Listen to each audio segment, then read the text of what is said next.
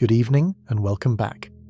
Have you ever wondered what the world felt like when the first flickers of organised society began to glow in the darkness of prehistory, casting a warm light against the vast, indifferent wilderness? Have you ever thought about how it might feel to stand upon the damp alluvial soil of a land that was, for the first time in human history, tamed by the hands of men and women who carved existence out of mud and river water, only to see that same civilization slip into the silence of time, leaving behind little more than the quiet, shifting dunes? If you find peace in these stories of the past, please do consider pressing the like button and subscribing to this channel, as it truly helps us continue to bring these long, quiet journeys to life. We love to read where in the world you're tuning in from, and perhaps even what time it is where you rest, so feel free to leave a note in the comments below. Now, take a moment to dim the lights.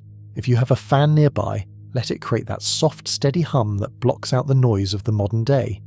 Settle into your blankets, loosen your shoulders, and breathe slowly. Now, let's ease into tonight's journey together. The story of the first civilization begins not with a throne, or a crown, or a written law, but with the slow, rhythmic pulse of the earth itself. It begins in the land between two great rivers, the Tigris and the Euphrates, a vast and low-lying stretch of territory that stretched out toward the Persian Gulf. In those earliest days, long before history had a name for the people who walked there, the landscape was a tapestry of marshland, reed beds, and shifting watercourses. It was a place where the line between land and water was perpetually blurred, a fluid geography that defied the attempts of anyone to hold it in place for long. The sun here was a heavy, constant presence, bleaching the reeds to a pale straw colour and baking the mud of the riverbanks until it cracked into intricate hexagonal patterns. In the morning, a cool mist would rise from the surface of the water, clinging to the low shrubs and the tall swaying stalks of the marsh plants, creating a world that felt sequestered, private, and ancient. For the people who first wandered into this valley, life was governed by the seasons of the river. There were no calendars on the wall, no clocks to mark the passage of the hours, only the swelling of the water as the snows melted in the northern mountains, sending a rush of cold, muddy torrents down to the plains. This was the pulse of their existence. When the rivers rose, they brought with them the fertile silt that would sustain the world, but they also brought danger, threatening to wash away the simple, temporary shelters of woven reed and sun-dried mud that the people called home. It was a life of profound uncertainty, yet it was also a life of deep, intuitive connection to the natural world. One could not live here without understanding the temperament of the water, the way it twisted and turned, the way it could nourish a field of barley or drown a harvest in a matter of days. The people who first settled in these marshes did not think of themselves as the founders of a great civilization. They were, in the beginning, simple hunter-gatherers and early pastoralists who had learned to read the signs of the land. They knew exactly when the waterfowl would return to the wetlands, their wings beating the air in the soft grey light of dawn. They knew where the fish would run when the floodwaters began to recede, leaving shallow pools behind in the depressions of the plain. They lived in small, scattered groups, their lives dictated by the need to find food and shelter, moving with the cycles of the environment. Every day was an exercise in observation. They watched the sky. They smelled the air for the coming rain, and they learned to weave the tall, tough reeds of the marsh into mats, baskets, and even the hulls of small boats that could navigate the labyrinth of waterways.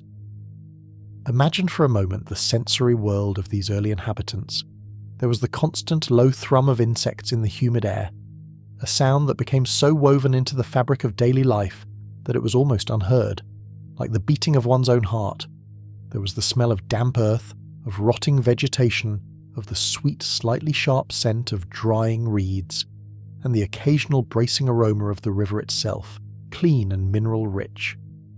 When the sun climbed high, the heat became a physical weight, pressing down on the shoulders, turning the workday into a slow, deliberate affair. People would seek the shade of the reed huts, or perhaps the cool, dark space beneath a cluster of palm trees, waiting for the evening breeze to bring relief. It was a quiet, unhurried existence, punctuated only by the tasks of survival, the gathering of wild grains, the tending of a small flock of sheep or goats, the maintenance of the nets that kept the community fed. As the centuries bled into one another, something subtle began to shift. It began perhaps with a bad year, a a season where the rains did not come, or where the flood was too meagre to nourish the wild grasses. The people who had previously been free to move found themselves tethered to the spots where they had learned to manipulate the water. They began to dig, not just to move the earth, but to channel it. They understood that if they could guide the river's bounty into the drier areas, they could create a world that was more predictable, more secure. It was a monumental, unspoken shift in human consciousness. They were no longer merely surviving at the mercy of the river, they were beginning to negotiate with it. They were building the first irrigation ditches, simple at first, scratching at the soil with sticks and stone tools, moving the water just a few yards, then a few more. This labour was communal, demanding the sweat and the coordination of everyone in the group. It fostered a new kind of social fabric. To maintain the ditches, to keep the silt from clogging the flow, to ensure that the water reached everyone's patch of green, the people had to talk, to plan, and to agree. They gathered in the evenings under the vast, unpolluted canopy of stars to discuss the work of the coming day. These conversations were likely simple, practical affairs, yet they were the bedrock of everything that would follow. They were the first instances of civic life, the beginning of the understanding that the group was greater than the individual. They watched the stars not just for beauty but for guidance, noticing how the movement of certain lights in the sky coincided with the seasonal changes of the river. They began to assign meaning to these patterns, weaving the first threads of myth into their understanding of the world. The environment they occupied was not easy, but it was incredibly generous to those who knew how to ask for its favour. The soil, replenished annually by the river's silt, was capable of producing abundance that was unimaginable in other parts of the world.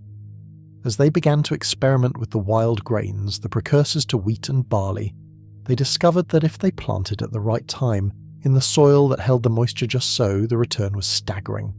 A handful of seeds could produce a bounty that would feed a family for months. This surplus was the catalyst for everything. When there was food left over, there was no longer a need for every single person to spend every waking hour searching for sustenance.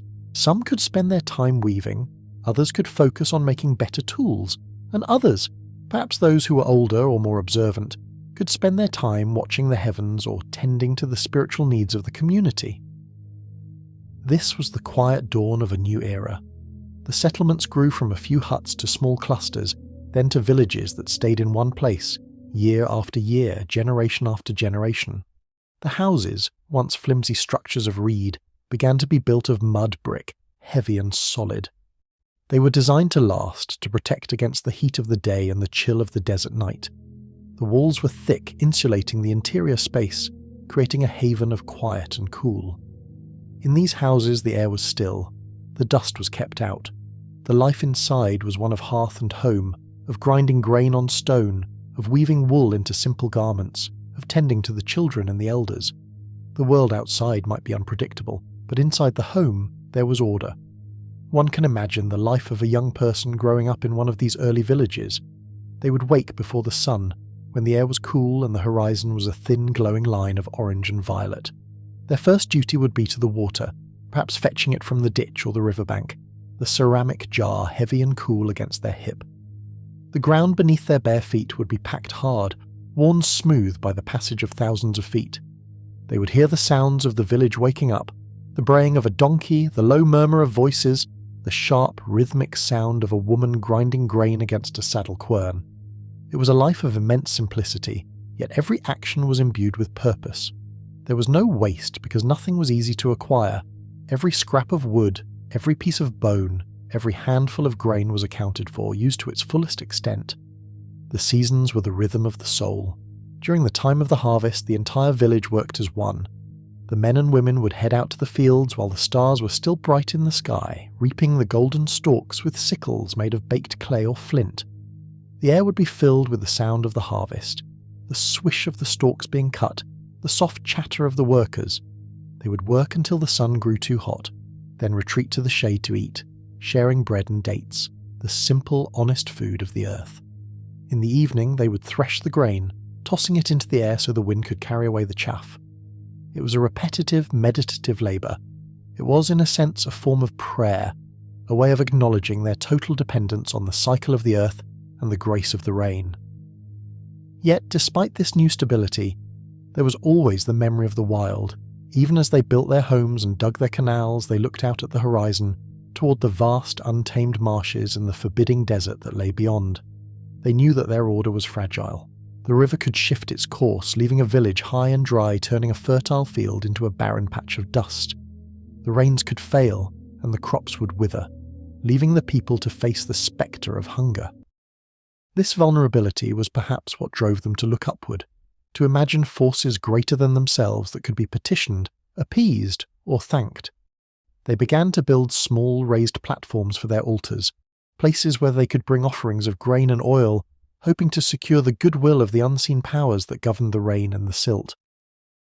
These early spiritual practices were not about complex theology. They were about relationship. They were about acknowledging the agency of the world. If the river gave life, then the river had a spirit. If the wind brought the dust storms, then the wind had a temperament. They personified the elements, giving them faces and voices in their stories, turning the chaotic forces of nature into characters they could understand and perhaps influence. As they gathered around the fires at night, the shadows dancing on the mud brick walls, the elders would tell stories. They spoke of a time before the digging of the canals, of a time when the world was new and raw. They spoke of the great floods that had swallowed the land, and of the heroes who had brought the first seeds to the people. These stories were the glue that held the community together, the shared history that gave them their identity. The landscape itself, in these early centuries, was a wild, breathing entity. The marshes were dense with life, waterfowl, fish, reeds, and wild animals that crept to the water's edge to drink. It was a place of danger as well as bounty. A leopard might wander near the outskirts, or a wild boar might forage in the fields. The people lived in a constant, alert balance with the natural world, never fully separate from it, never fully dominant over it. It was a humble existence, marked by the simple, profound joys of a meal shared, a child born, a harvest completed. It was the human condition, stripped of its later complexities, rendered in the stark, beautiful colours of the riverbank. As the years passed, the villages grew. The mud brick houses multiplied, clustering closer together for protection and proximity to the water sources. The paths between the houses became lanes, then streets. The simple altars became temples, more elaborate and permanent, reflecting the growing desire to house the divine in something grander than a simple reed structure. The people began to distinguish themselves from their neighbours, not by blood, but by city, by the canal system they maintained, by the god they honoured. This was the nascent form of the city-state, the organisational unit that would define the region for millennia to come. But even then, at the very beginning, the focus remained on the land. Everything was still tied to the cycle of the irrigation, the rhythm of the flood, the burning heat of the summer sun, and the cool, restorative relief of the evening. It is important to understand that there was no singular moment of invention, no flash of genius that transformed these people from wanderers into architects of empire. It was a slow, agonizingly gradual process, a process of erosion and accretion, much like the way the river deposits its silt. A layer of practice was laid down, then another, then another. They learned to build better bricks, then they learned to fire them for durability. They learned to count their grain, then they began to mark those counts on clay. They learned to organize their labor for the canals, then they began to organize their labor for the defense of the village. It was a process of adaptation, of constant incremental change, driven by the pressure of necessity and the potential of the environment. The environment demanded a certain type of person, resilient, observant, and communal. You could not be a loner here. You could not survive by yourself. The individual was subsumed into the needs of the collective. The irrigation system required the cooperation of hundreds. The defense of the village required the loyalty of all. This created a society that was deeply interconnected, where the well-being of the one was inextricably tied to the well-being of the many. It fostered a culture of duty and obligation, a culture that valued stability, order, and the continuity of tradition. To break the order, to neglect the canal, to fail to contribute one's share of labour, was not just a personal failure, it was a danger to the entire community. In these early, formative years, the world was small.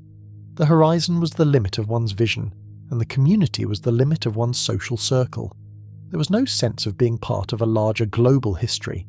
There was only the here and the now, the eternal present of the agricultural cycle. The seasons turned, the river rose and fell, the children grew to adulthood and took up the tools of their parents. It was a life of deep circular time, where the end was always the beginning and the beginning was always the end. It was a life that felt to those who lived it like it would go on forever, immutable and unchanging, like the river that gave it life. And yet, even then, the seeds of transformation were being sown. The surpluses were growing, the populations were increasing, and the complexity of their interactions was reaching a point where the old ways of doing things would no longer suffice. They were standing on the precipice of a new, more complicated age, though they could not have known it. They were building the foundations of a world that would one day reach for the stars, even as their feet were firmly planted in the mud of the riverbanks. They were the architects of the future, though they saw themselves only as the keepers of the present. The sun would set, the long shadows would stretch across the fields, and the people would return to their homes. They would eat their simple meals, they would talk of the harvest and the water, and they would sleep the deep, dreamless sleep of the weary. The stars would wheel overhead, indifferent and eternal, watching over the first flickers of human history. The river would continue to flow, carrying the silt that built the land, indifferent to the rise and fall of the little villages that lined its banks. It was a world of profound beauty, a world of quiet, steady labour, a world that was, in its own way, complete. As we look back at these beginnings, it is easy to project our own complexities onto them, to imagine that they were striving for something grander than survival. But perhaps in their silence they were content with the simplicity of their lives. Perhaps they did not need to be remembered. Perhaps they were satisfied with the act of living, with the rhythm of the day and the season, with the connection to the land and to each other. They were the ones who first learned to speak to the river, who first learned to coax life from the arid soil, who first learned to build a home that would last for more than a single season. They were the ones who set the stage for all that would follow, the silent, anonymous architects of the human story. As the seasons turned again, and the cycles of planting and harvest continued to pulse through the land, these small communities began to coalesce into something more enduring. The villages did not just stay villages, they began to attract people from the surrounding deserts and marshes, drawn by the promise of security and the surplus of grain. The population density increased, and with it, the need for more complex governance, for a way to mediate disputes, to manage the water rights, to organise the defence against those who would seek to raid their stores. The quiet, egalitarian nature of the early settlements began to shift, slowly, imperceptibly, toward a more hierarchical structure. It is worth pausing here to reflect on the nature of this change. It was not a sudden revolution, but a slow, gradual transformation, a deepening of the patterns that had already been established. The people who once were all farmers, all equals in their struggle against the elements, began to specialise. Some became experts in the irrigation systems, others in the architecture, others in the spiritual rituals that kept the community in harmony with the divine.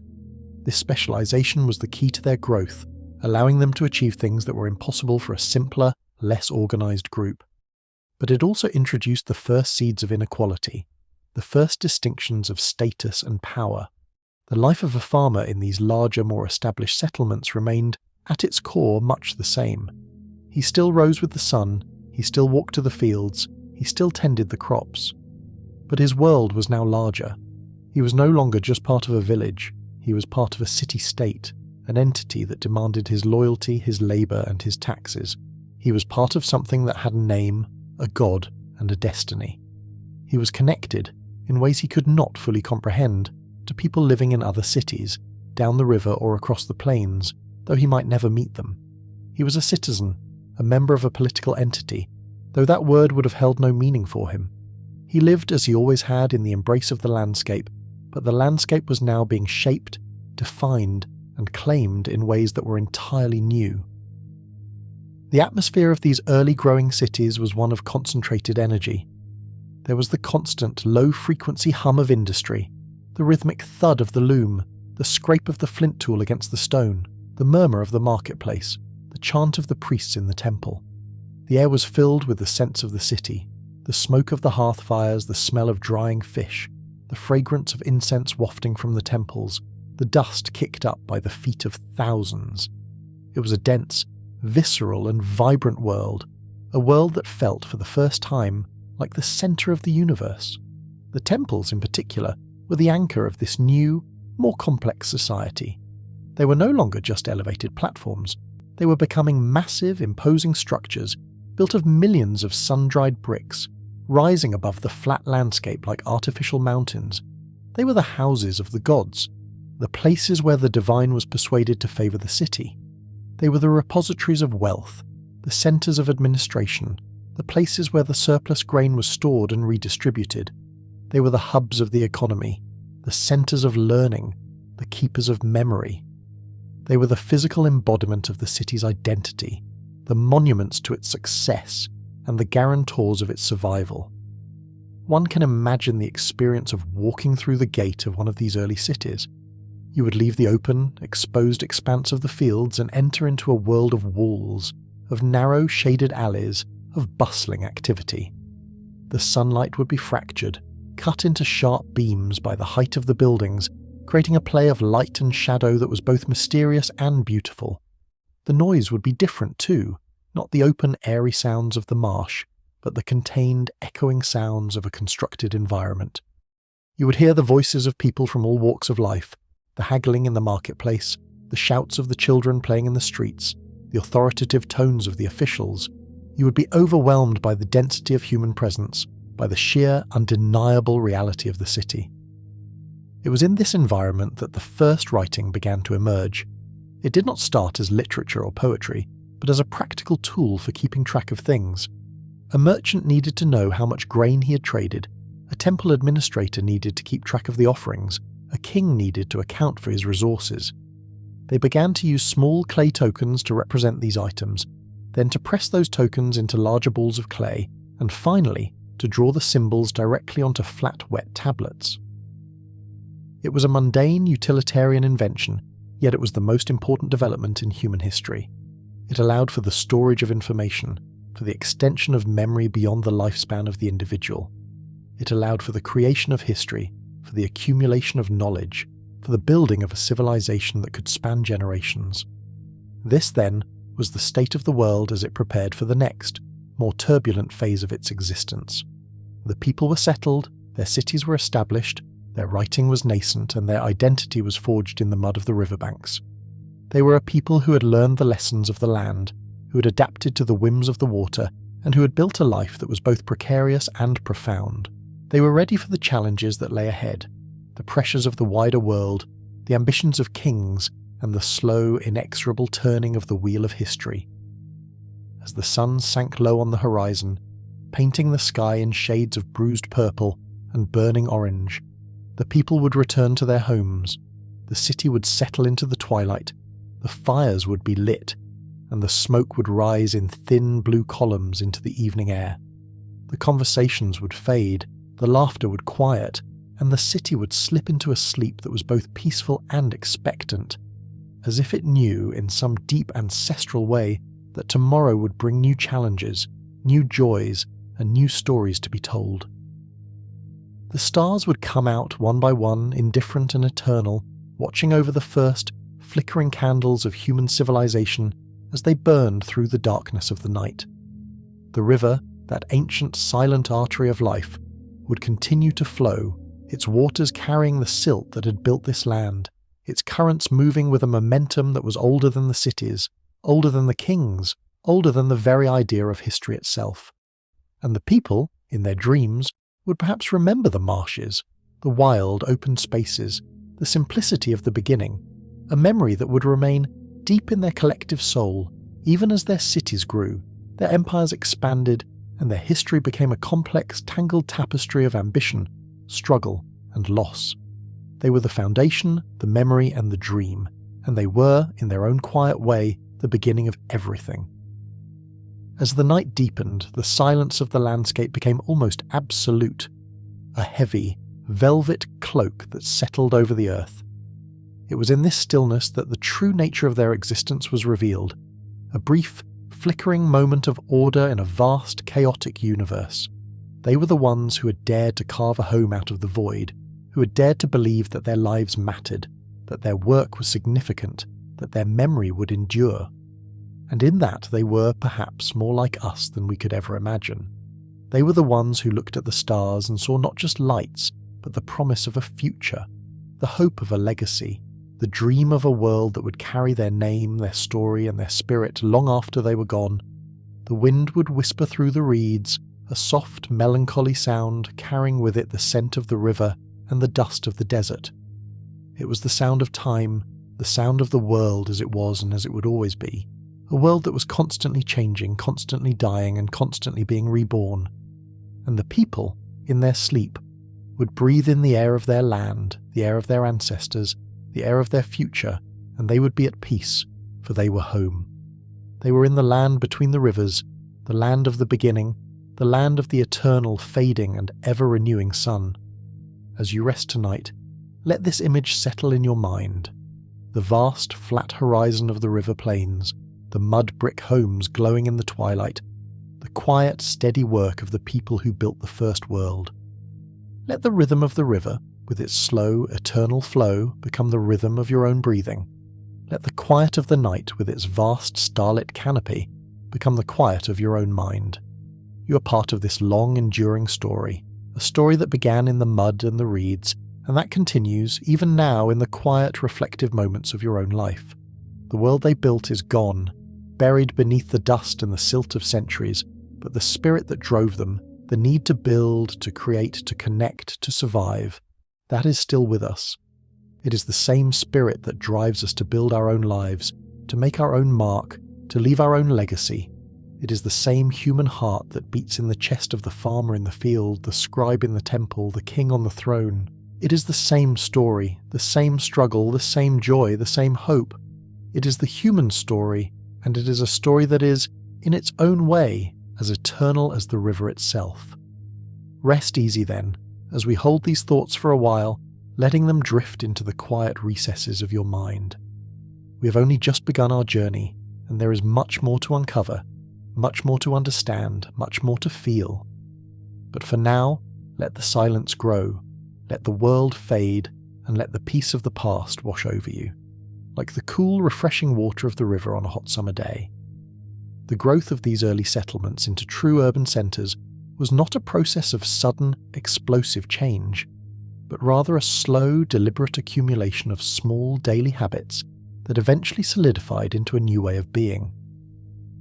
In the quiet reaches of the southern delta, the place that tradition would later call Eridu became the anchor for this transformation.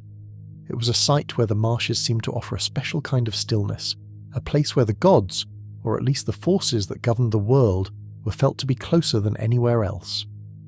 At the heart of this settlement, the people began to build something that was entirely new in the scale of human endeavour, a temple.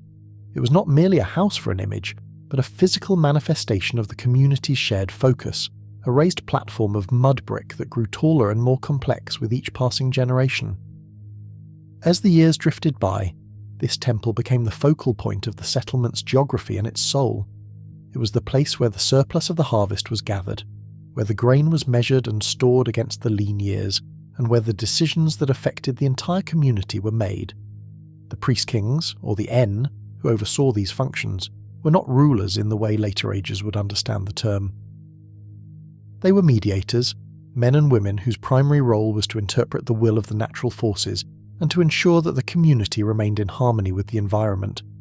They watched the sky, they marked the rising and falling of the river, and they ensured that the irrigation ditches were cleaned and maintained, for if the water failed, the city would fail. This task of water management was the invisible tether that bound the people together. In the arid heat of the summer, when the rivers slowed to a trickle and the fields turned to baked, cracked earth, the maintenance of the canals became a matter of life and death. The community had to function as a single coherent body, with everyone contributing their share of labour. The rhythmic, repetitive work of shovelling out the silt from the ditches was a communal act, a shared prayer for the survival of the village. It was here, in the mud and the water, that the social fabric of the civilization was woven. It was here that they learned to suppress the individual desire for the sake of the collective good, a lesson that would define their entire history. Imagine the atmosphere during these times of communal labour. The air would be heavy with the heat and the smell of wet earth and drying algae. You would hear the sound of the shovels hitting the mud, a rhythmic dull thud that echoed across the plains. You would see lines of people moving in unison, their bodies glistening with sweat, their focus entirely on the task at hand. There was no room for dissent or laziness.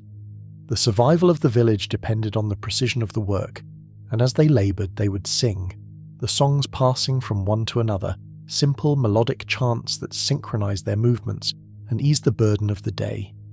These sounds, the songs of the workers, were the first anthems of a civilization, the audible proof of their unity. As the settlements expanded, the technology of their daily lives kept pace. The invention of the pottery wheel was perhaps the most transformative, allowing for the mass production of the vessels needed to store and transport the grain, the beer, and the oil. Before this, every bowl and jar had been shaped by hand, a slow, intimate process that limited the scale of their economy. With the wheel, a skilled potter could turn out dozens of items in a day, each one uniform, durable, and functional. This efficiency trickled through every aspect of their lives. The standardizing of these goods allowed for a more predictable trade, a more efficient storage of resources, and a more structured way of life. The scribe, a figure who would eventually become the architect of their record-keeping, began to emerge during these times, though they were then more of a keeper of tokens.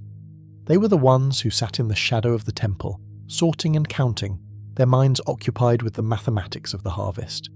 They did not yet write poetry or epics. They wrote of bushels of barley, of heads of cattle, of jars of oil.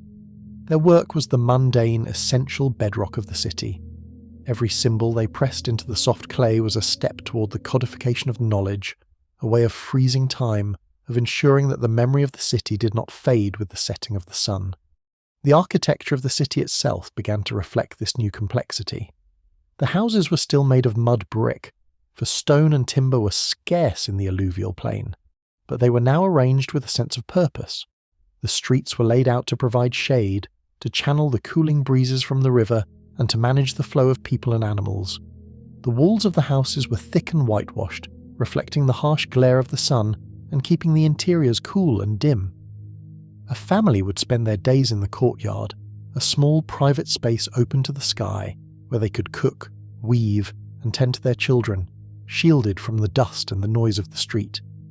The sensory world of the city was a tapestry of textures and smells.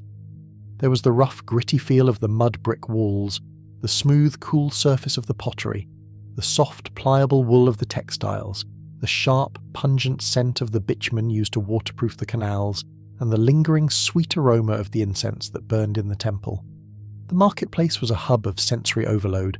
The braying of donkeys, the clatter of clay vessels, the shouts of the traders, the smell of freshly baked bread and roasted fish. It was a place where people from different villages would converge, sharing stories, news, and the latest innovations. It was here that the world began to feel larger, more connected, and more filled with possibility. Yet despite this growth, there remained a profound sense of the precariousness of their existence. The desert was always just a short walk away, a vast indifferent expanse that could swallow them whole if they ever lost the favour of the river. The marshes were still there, teeming with life, a constant reminder of the wild, untamed world that existed just beyond the walls of the city.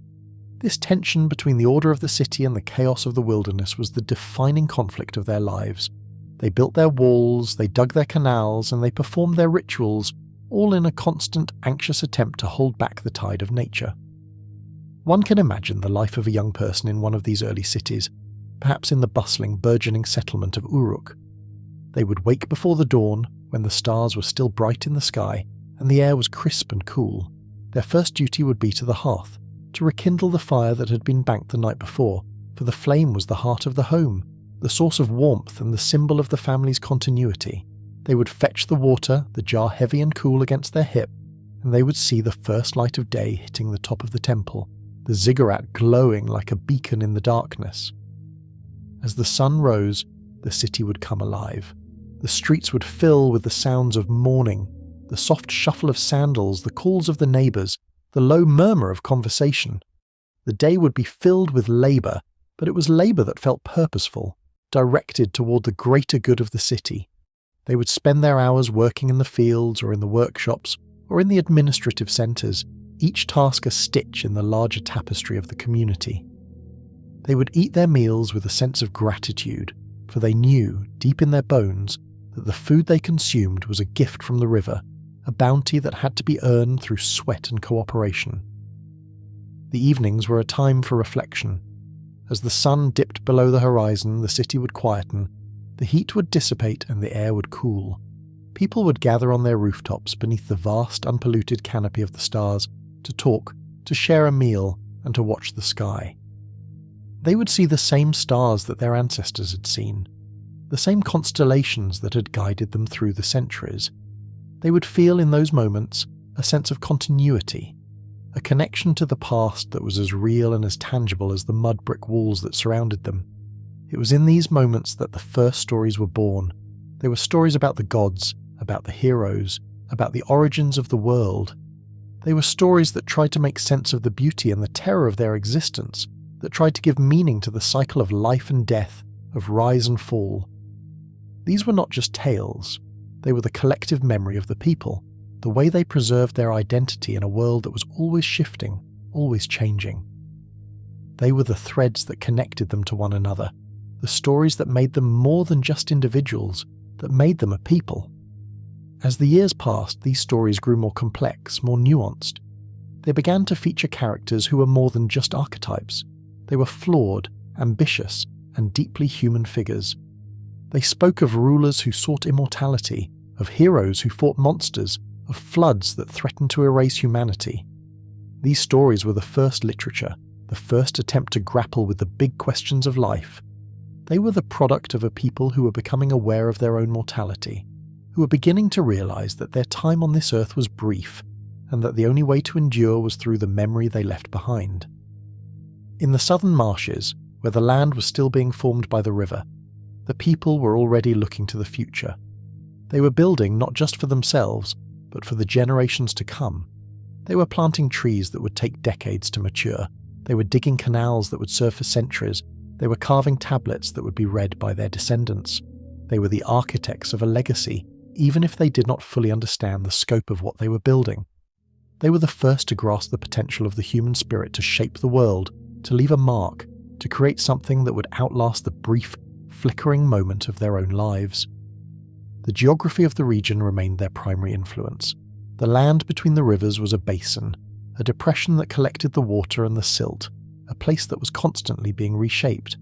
This fluidity was reflected in their culture, in their stories, and in their philosophy. They understood that nothing was permanent, that the river could change its course, that the temple could be buried by the sand, that the city could be abandoned. They lived with a deep existential awareness of the transience of all things, an awareness that was both sobering and beautiful. It was this awareness that drove them to build, to record, to create, to try to capture the fleeting beauty of life in the enduring materials of clay and stone. As the sun turned from gold to copper, casting long dramatic shadows across the city, the daily rhythms began to wind down. The baker would rake the embers of his oven, the potter would wipe the clay from his hands, the scribe would place his stylus in its rest. The silence would begin to creep back into the city, like the rising tide.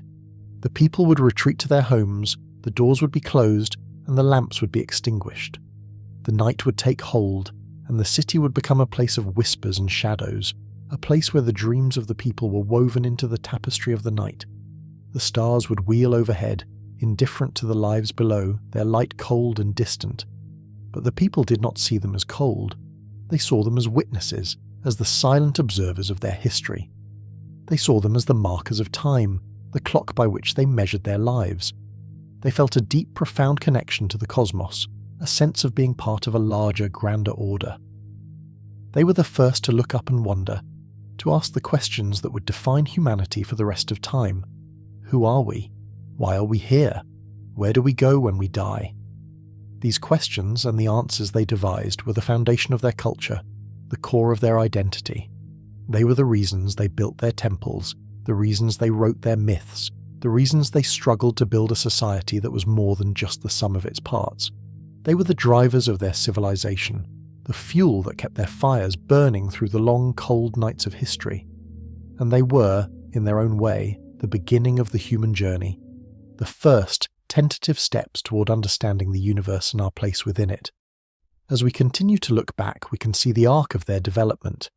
It was a story of growth, of complexity, of adaptation. It was a story of people who were constantly testing the limits of their environment, constantly pushing the boundaries of what was possible. They were not perfect. They were as prone to ambition, greed, and conflict as any other people. But they were also capable of profound creativity, of deep wisdom, of enduring resilience. They were, in the truest sense, the ancestors of us all. The city of Uruk, with its massive walls and its towering ziggurats, was the culmination of these efforts. It was a place of unparalleled beauty and sophistication, a testament to what humanity could achieve when it worked together. It was a city that would influence everything that came after, from the rise of the Akkadian Empire to the cultural achievements of Babylon and Assyria. It was the model, the prototype, the first of the great cities of history, and it all started with a few huts in the mud, a few ditches in the soil, and a shared vision of what life could be. One can imagine the scene on a typical day in Uruk at the height of its power. The streets would be bustling with activity, a chaotic mix of merchants, soldiers, priests, and labourers. The marketplace would be a riot of colour and sound, with goods from distant lands being traded for the grain and the wool of the delta. The temple precincts would be centres of quiet, orderly activity, where the scribes would be recording the transactions of the day and the priests would be preparing for the evening rituals. It was a vibrant, living city, a place of constant change and renewal. And yet, even in the heart of the city, there was the reminder of the natural world. The canals that ran through the streets, the gardens that bloomed in the courtyards, the birds that nested in the eaves of the houses, all were evidence of the delicate balance the city maintained with its environment.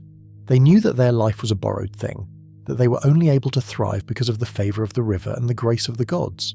And so, they lived with a profound sense of humility, a constant underlying awareness of their own fragility.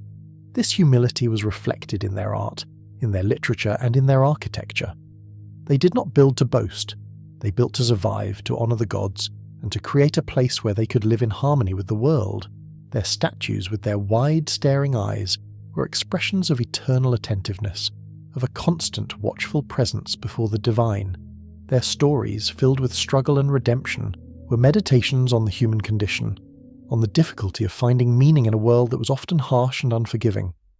As the years turned into centuries, the culture of Uruk would spread. Its influence felt far beyond the confines of the delta. It would touch the lives of people in the mountains, in the deserts, and in the forests. It would shape the way they thought about the world, the way they organised their societies, the way they expressed their values. It would become the template for civilization itself, the standard by which all other societies would be measured, and it would all be rooted in the simple, fundamental practices that had been established in the beginning: the tending of the water, the cultivation of the land, and the worship of the gods. The transformation was complete. The wanderers had become settlers, the settlers had become citizens, and the citizens had become the builders of a civilization that would echo through time. They had created a world that was distinct, defined, and enduring. They had laid the foundation upon which all subsequent history would be built, and they had done it all without a blueprint, without a guide, guided only by their own ingenuity, their own courage, and their own vision of a better life. As we rest tonight, let us contemplate the enormity of this achievement. Let us think about the first people who dared to settle in the marshes, who dared to dig the first canal, who dared to build the first temple. Let us imagine them, standing on the banks of the river, looking out at the vast empty horizon and seeing not a void, but a home. Let us feel the weight of their legacy, the impact of their work, the enduring power of their vision. Let us understand that we are the beneficiaries of their effort, that we are the children of their dreams.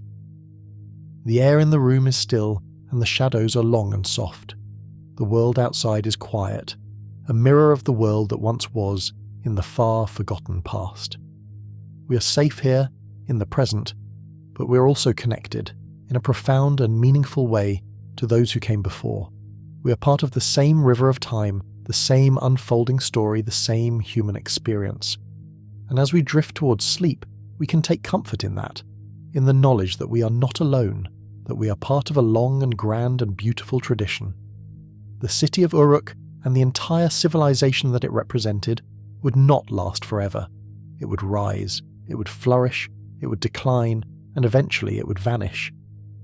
But the impact it had on the world would endure. The ideas it fostered, the techniques it developed, the stories it told, all would survive, woven into the fabric of history, influencing the lives of countless generations to come. And that, in the end, is the true legacy of any civilization. Not the stone and the brick, but the spirit, the culture, and the humanity that it leaves behind. So, let your thoughts settle, let your breathing slow, and let the image of that ancient city glowing in the soft light of the dawn drift into the background of your mind. Let it be a gentle, comforting presence, a reminder of the long and arduous and beautiful journey that humanity has travelled, a journey that has led us to this moment, to this place, and to this time. You are safe, you are warm, and you are part of something much larger than yourself, something that stretches back to the very dawn of time. As the night continues to deepen, and the stars continue their silent, eternal watch, let yourself be carried away by the gentle rhythm of the past. Let the story of the first civilization become the background music of your dreams, a soft, steady, and reassuring presence that guides you toward a deep and restorative sleep. You have done enough for today. You have seen enough. You have heard enough. Now it is time to rest, to let go, to surrender to the peace of the night, and to trust that tomorrow, with its own rhythm and its own story, will be there when you wake. The narrative continues, not in the bustling streets of the city, but in the quiet, reflective spaces of the mind, where the past and the present meet, where the story of humanity is written in the language of dreams, and in that space there is only peace, only stillness, and only the gentle rhythmic pulse of life itself. The first civilization is gone, but it is not forgotten. It lives on in the stories we tell, in the knowledge we share, and in the very foundations of the world we inhabit today. It is a part of us, a part of our history, and a part of our future. And so, we leave behind the dust and the heat of the delta, the noise and the energy of the city, and we retreat into the quiet, cool sanctuary of the night. We close the book on this chapter, and we prepare ourselves for the next, knowing that the journey is far from over, that there is much more to discover, much more to understand, and much more to experience. But for now, that is enough. For now, there is only the present moment, the quiet room, the steady breathing, and the peace of the night. The river continues to flow, unceasing and eternal, a symbol of the passage of time, of the relentless forward momentum of life. It carries the history of the world in its waters, the stories of the people who have lived and loved and died on its banks. And as we drift to sleep, we can feel the connection to that river, the connection to that deep, ancient, and endlessly unfolding story. We are part of it, and it is part of us, and that is a comforting thought to hold as we surrender to the darkness. Rest easy then, knowing that the past is safe, that the stories are preserved, and that the world continues to turn, just as it has for millennia. The first civilization has played its part, the script has been written, and the play has been performed. Now, it is our turn, our time, our story. And as we step onto the stage, we do so with the knowledge that we are not alone, that we are supported by the vast, rich, and enduring history of those who came before. The darkness is not a void, it is a canvas, a space where our own dreams can take shape, where our own stories can be told. And as we settle into the silence, we can let our imagination wander, we can let our thoughts drift, and we can be at peace. The first civilization is a memory, a whisper in the wind, a shadow on the wall, and it is a memory that brings us comfort, a whisper that brings us peace, and a shadow that reminds us of the light. So breathe deeply, let the tension leave your body, and let the calm wash over you. The night is yours, and the peace of the past is your companion. You're ready to rest, ready to dream, and ready to wake to a new day. And in that day, you will carry with you the lessons of the past, the wisdom of the ancients, and the strength of those who came before. You're part of the story, and that is a beautiful thing to be. The scene now shifts as the city of Uruk reaches its zenith, the age of kings and scribes, a time when the world seemed to be expanding, when the horizons seemed to be retreating, when the possibilities seemed endless. The trade routes stretched out like spiderwebs, reaching toward the distant lands of the east and the west, bringing in the riches of the world, the lapis lazuli, the cedar, the gold, the copper. The wealth of the city was legendary, its influence profound, its power absolute. It was the golden age, the time when everything seemed possible, when the city was the centre of the world, and the world was in turn the centre of the city. It was a time of immense intellectual growth, of artistic innovation, of architectural marvels. The ziggurat, that towering monument to the divine, reached new heights, its summit visible for miles, a constant visible reminder of the city's connection to the heavens. The scribes, now masters of their craft, were recording not just the inventories, but the laws, the myths, the hymns, and the prayers. They were creating a body of knowledge that would form the bedrock of their culture, a library of clay tablets that would be the envy of the ancient world. The people lived with a sense of pride, a sense of belonging to something great, something important, something that would endure. They were the citizens of Uruk, the people of the river, the builders of the first civilization, and they walked with their heads held high, confident in their place in the world, in the strength of their city, and in the favour of their gods. It was a time of prosperity, of stability, of order. It was a time when the world felt, if not eternal, then at least very, very long. But beneath the surface of this golden age, the seeds of change were already being sown. The population was growing, the resources were being strained, the environment was being taxed. The very success of the city was creating the conditions for its own challenges. The demand for grain was increasing, leading to more intensive farming, which was depleting the soil. The need for timber was growing, leading to deforestation in the mountains, which was affecting the river's flow. The complexity of the society was increasing, leading to more bureaucracy, more taxes, more internal friction. It was a slow, subtle process, a creeping erosion of the foundations. The people, in their pride and their prosperity, were largely unaware of the forces that were beginning to move against them. They were focused on the present, on the pleasures of the day, on the successes of the season. They were enjoying the fruits of their labour, the wealth of their trade, the stability of their government. They were, in the way of all successful societies, blinded by their own success, convinced that the way things were was the way they would always be, and yet the warning signs were there if one knew where to look. The crop yields were beginning to fluctuate, the water levels in the canals were becoming less predictable, the prices of goods were beginning to climb. There were murmurings of discontent in the provinces, rumblings of unrest in the outlying villages. The social fabric, so carefully woven, was beginning to fray at the edges, but these were small, isolated, and easily ignored. The background noise of a thriving, bustling, and complex city. The leadership, too, was becoming more distant, more concerned with the maintenance of power than the well-being of the people.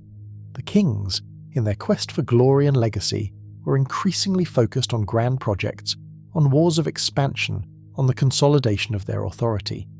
The temple priests, in their quest for ritual purity and divine favour, were becoming more insular, more focused on the minutiae of the rites, more disconnected from the daily struggles of the common people.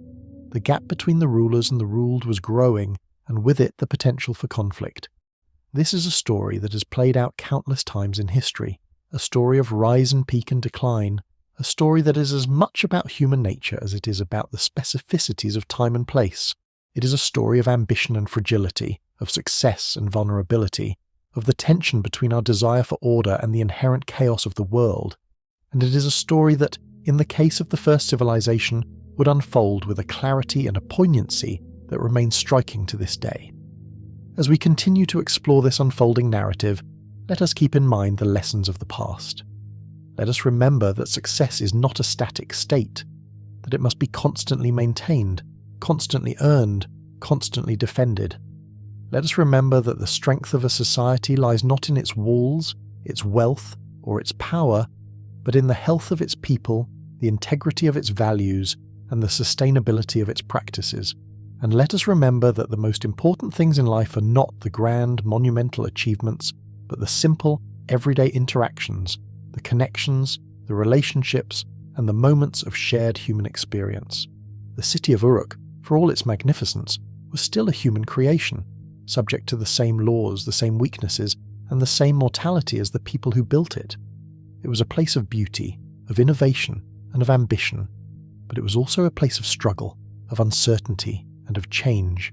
It was a reflection of the human spirit, with all its contradictions, its complexities, and its potential. And as we continue our journey, we will see how that spirit, in its own way, continued to endure, even as the city itself began to fade, even as the world around it continued to change.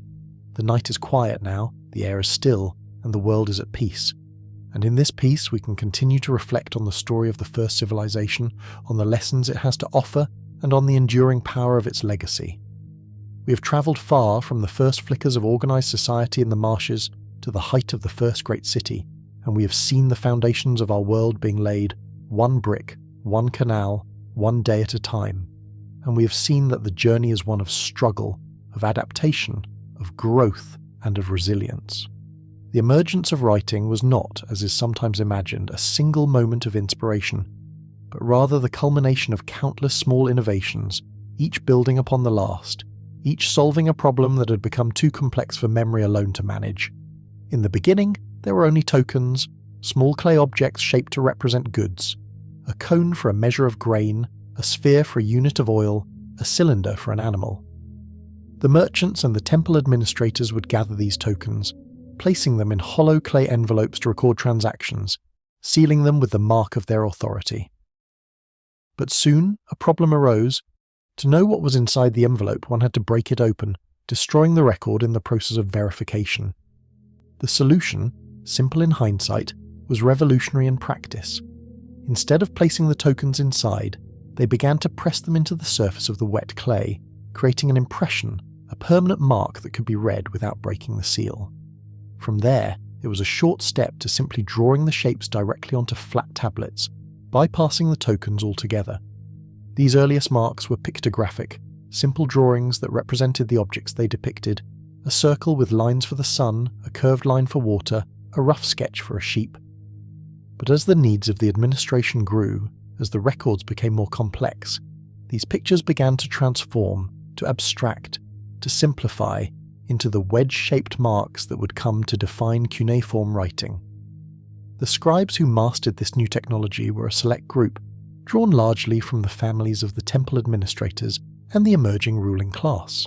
To become a scribe required years of training, beginning in childhood when a boy, and it was almost always a boy, would be sent to the temple school, the Eduba, to learn the thousands of signs, the grammar, the formulae, and the conventions of the written word.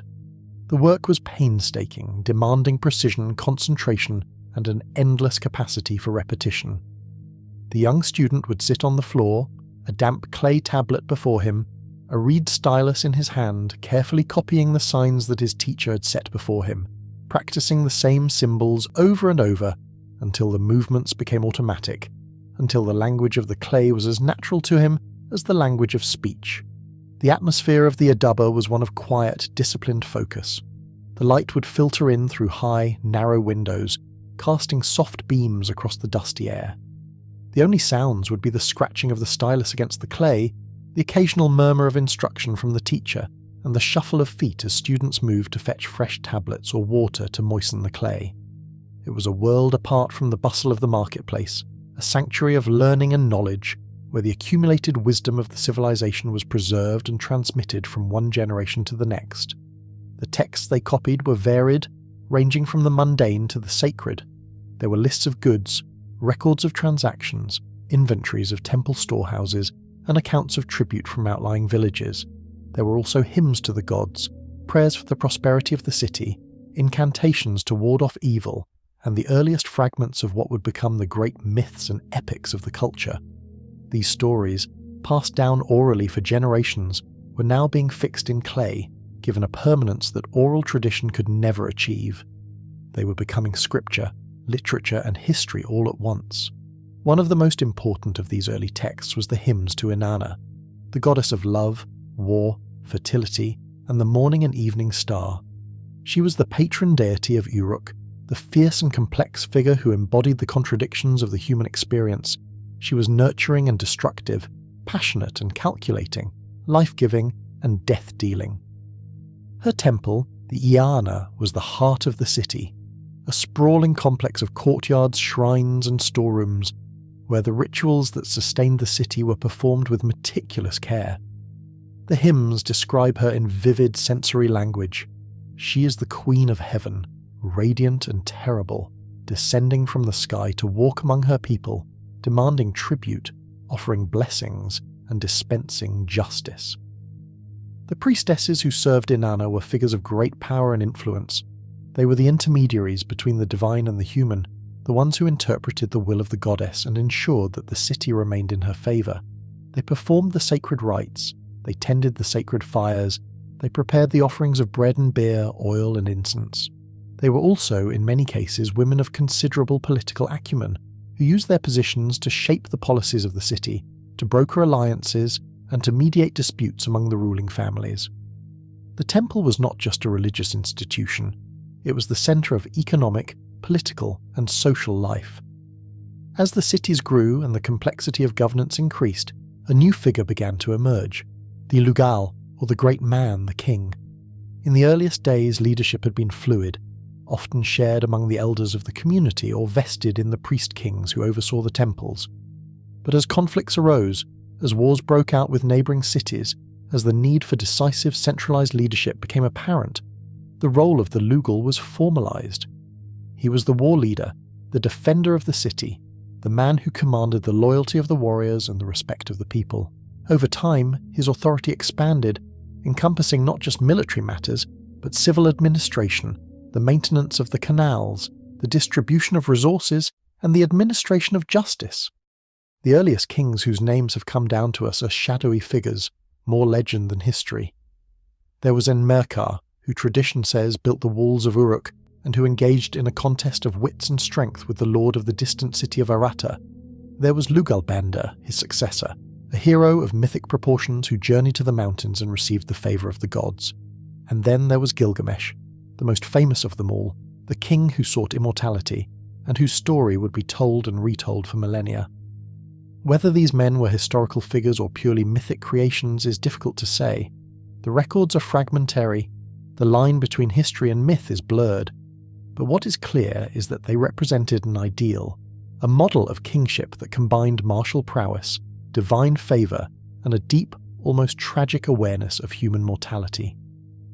Imagine the daily life of a common citizen in Uruk during this age of writing and kings. You would wake in the cool pre-dawn darkness, your small house still wrapped in the silence of the night. The walls of your home, thick and whitewashed, would be cool to the touch, a relief from the heat of the previous day. You would rise quietly, so as not to wake the children, and you would step out into the courtyard, the sky above you a deep velvety blue, scattered with the last fading stars. The air would be fresh, carrying the faint damp smell of the river, a reminder of the source of all life. Your first task would be to tend to the fire, the small, carefully maintained hearth that was the centre of your household.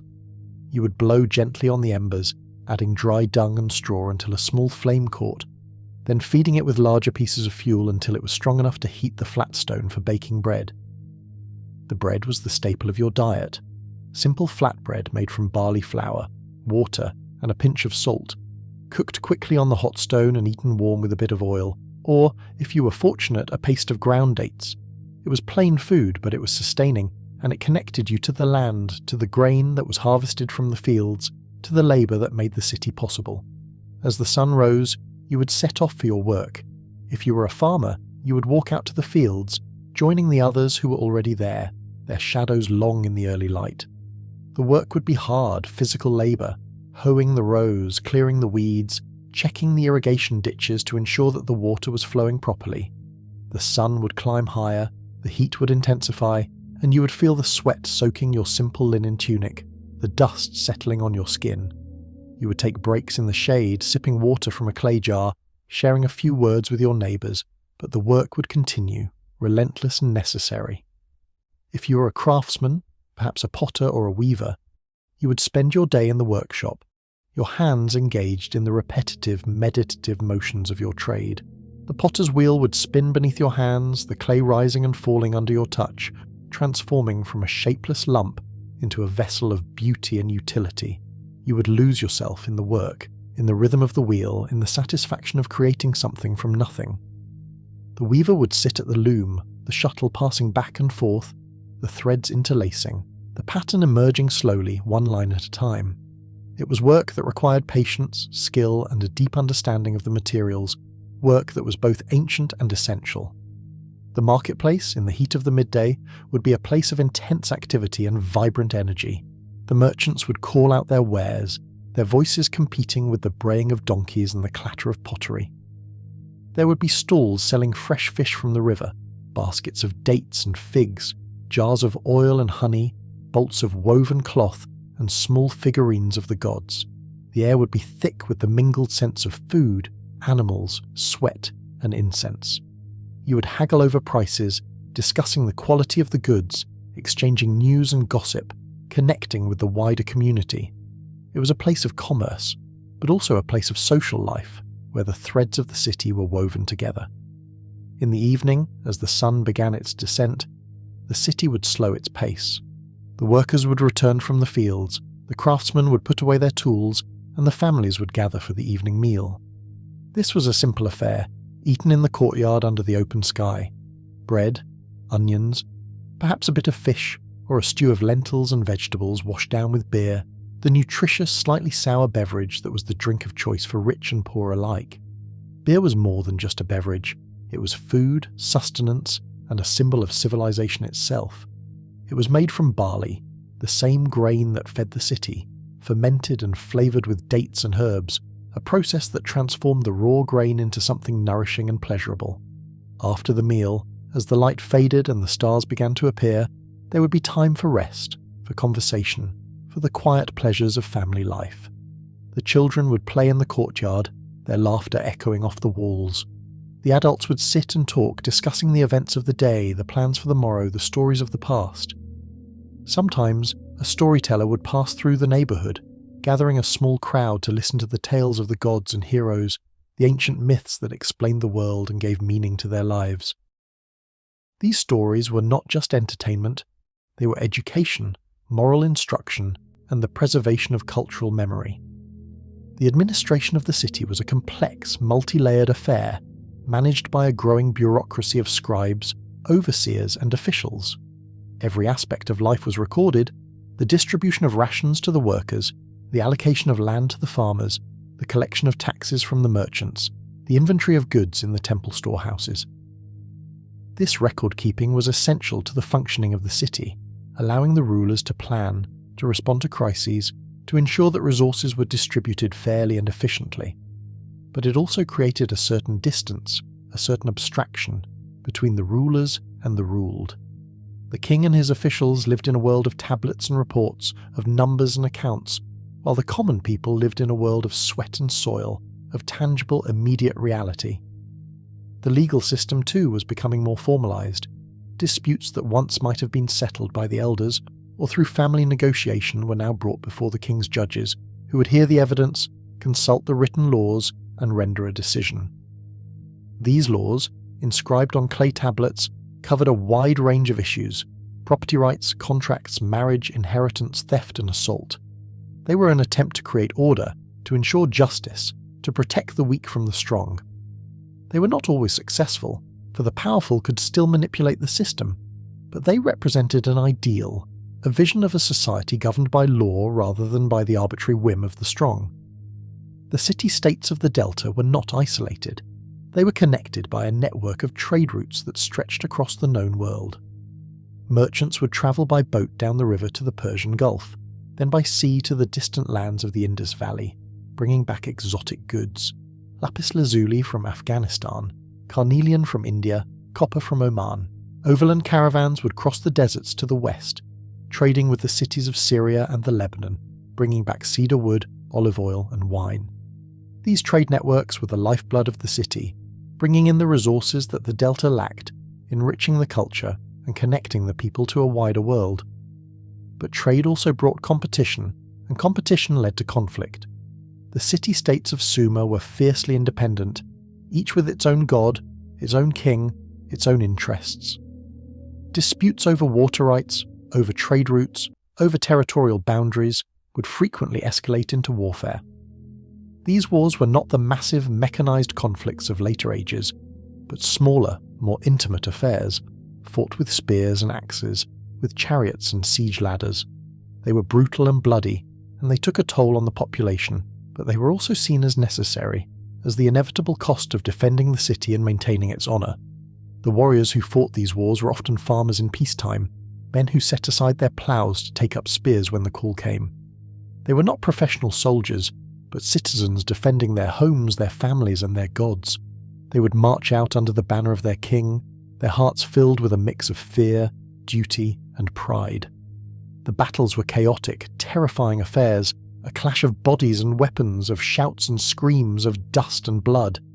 The survivors would return home, some wounded, some whole, all changed by the experience. The dead would be mourned, their families would grieve, and the cycle would continue year after year, generation after generation. The temples, during times of war and peace alike, remained the spiritual and economic anchors of the city. The rituals performed there were believed to sustain the cosmic order, to ensure the favour of the gods, to protect the city from disaster. The priests would perform elaborate ceremonies, offering sacrifices of animals, pouring libations of beer and oil, burning incense, chanting prayers. These rituals were carefully prescribed, passed down through the generations, and any deviation was seen as dangerous, potentially inviting the wrath of the divine. The goddess Inanna, in particular, demanded attention and devotion. Her festivals were among the most important events of the year, drawing crowds from across the city and beyond. During these festivals, the normal order of society would be suspended, if only briefly. There would be processions through the streets, with musicians playing drums and lyres, dancers moving in intricate patterns, priests and priestesses carrying the sacred images of the goddess. There would be feasting and drinking, singing and laughter, a collective celebration of life and fertility. These festivals were cathartic, a release of the tensions and anxieties of daily life, a reaffirmation of the community's shared identity and purpose. One can imagine the sensory experience of such a festival. The streets would be packed with people, their bodies pressed close, the air thick with the smell of sweat and perfume, of roasted meat and fresh bread. The sound would be overwhelming. The pounding of drums, the wail of flutes, the chanting of the crowd, the shouts of vendors selling trinkets and food. The visual spectacle would be stunning. The bright, colourful banners, the gleaming bronze weapons of the temple guards, the shimmering robes of the priests, the garlands of flowers adorning the doorways. It would be a feast for the senses, an immersion in the vitality and energy of the city. As the age of writing and kings matured, the cities of Sumer reached a level of sophistication that was unparalleled in the ancient world. They had developed a system of governance, a body of law, a literary tradition, an architectural style, and a religious practice that would influence all subsequent civilizations in the region. They had created a world that was ordered, productive, and culturally rich.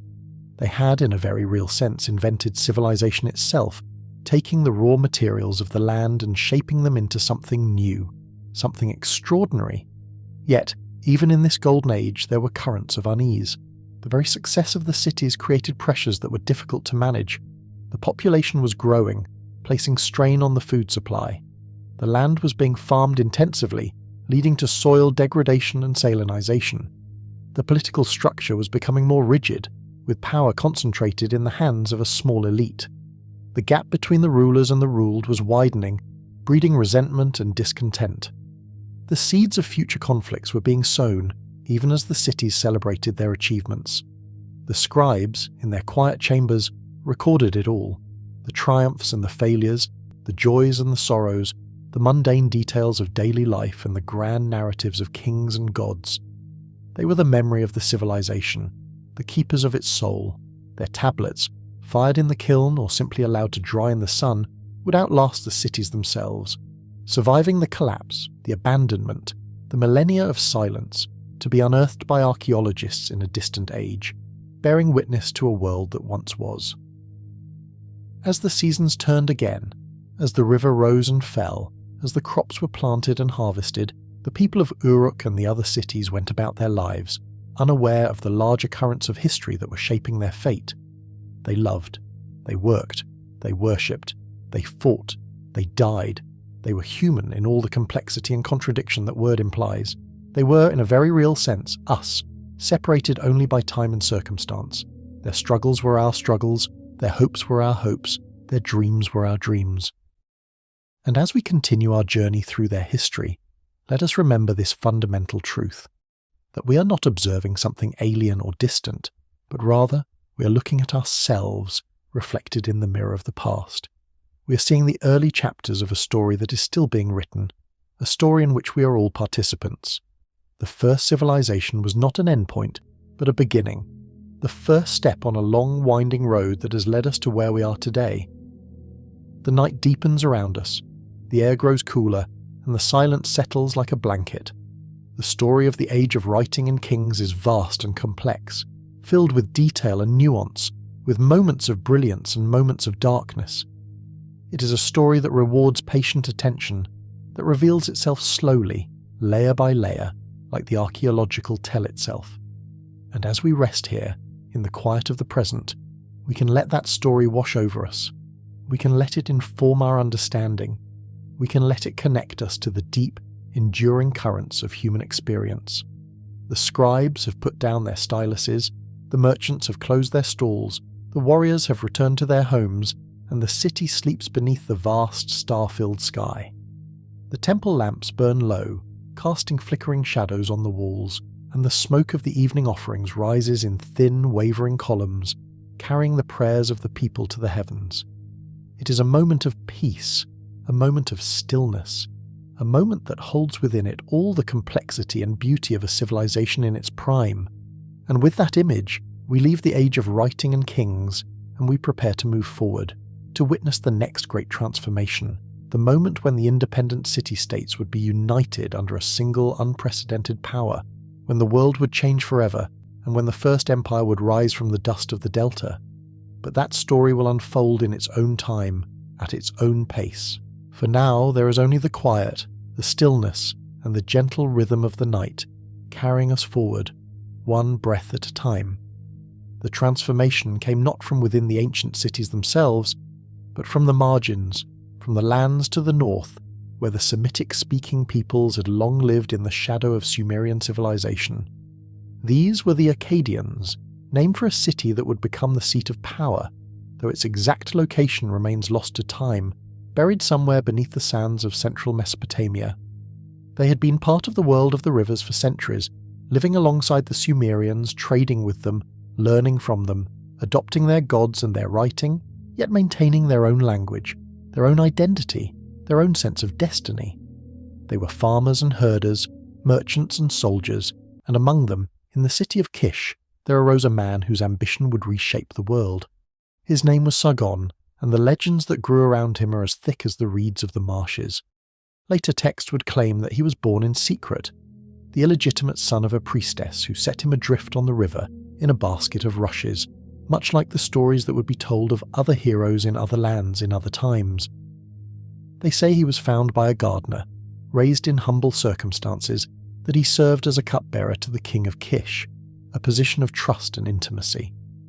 From this modest beginning he rose, through a combination of cunning, charisma, and sheer force of will, to seize power, not just in Kish, but across the entire landscape of the river valleys. The historical reality, as always, is more difficult to pin down. What we know from the inscriptions, from the fragments of royal annals, and the king lists compiled by later scribes, is that Sargon founded a new dynasty around the year 2334 BCE, give or take a few decades, for the chronology of this distant age is uncertain, subject to scholarly debate and revision.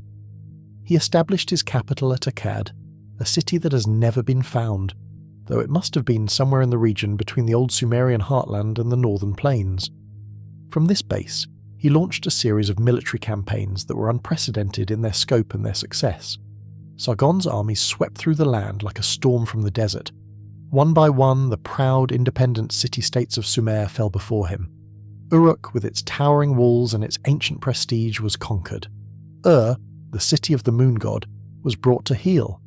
Lagash, Umma, Nippur, all submitted to his authority. He did not destroy these cities. Rather, he incorporated them into his empire, installing his own governors, demanding tribute, but allowing them to maintain their temples, their gods, their local customs. It was a policy of pragmatic imperialism, designed to extract resources and loyalty without provoking endless rebellion. But Sargon's ambitions did not stop at the borders of Sumer. He pushed his armies to the north and west into Syria and the Lebanon, securing the trade routes that brought cedar and olive oil. He marched to the east into the mountain lands of Elam, bringing the highland peoples under his sway.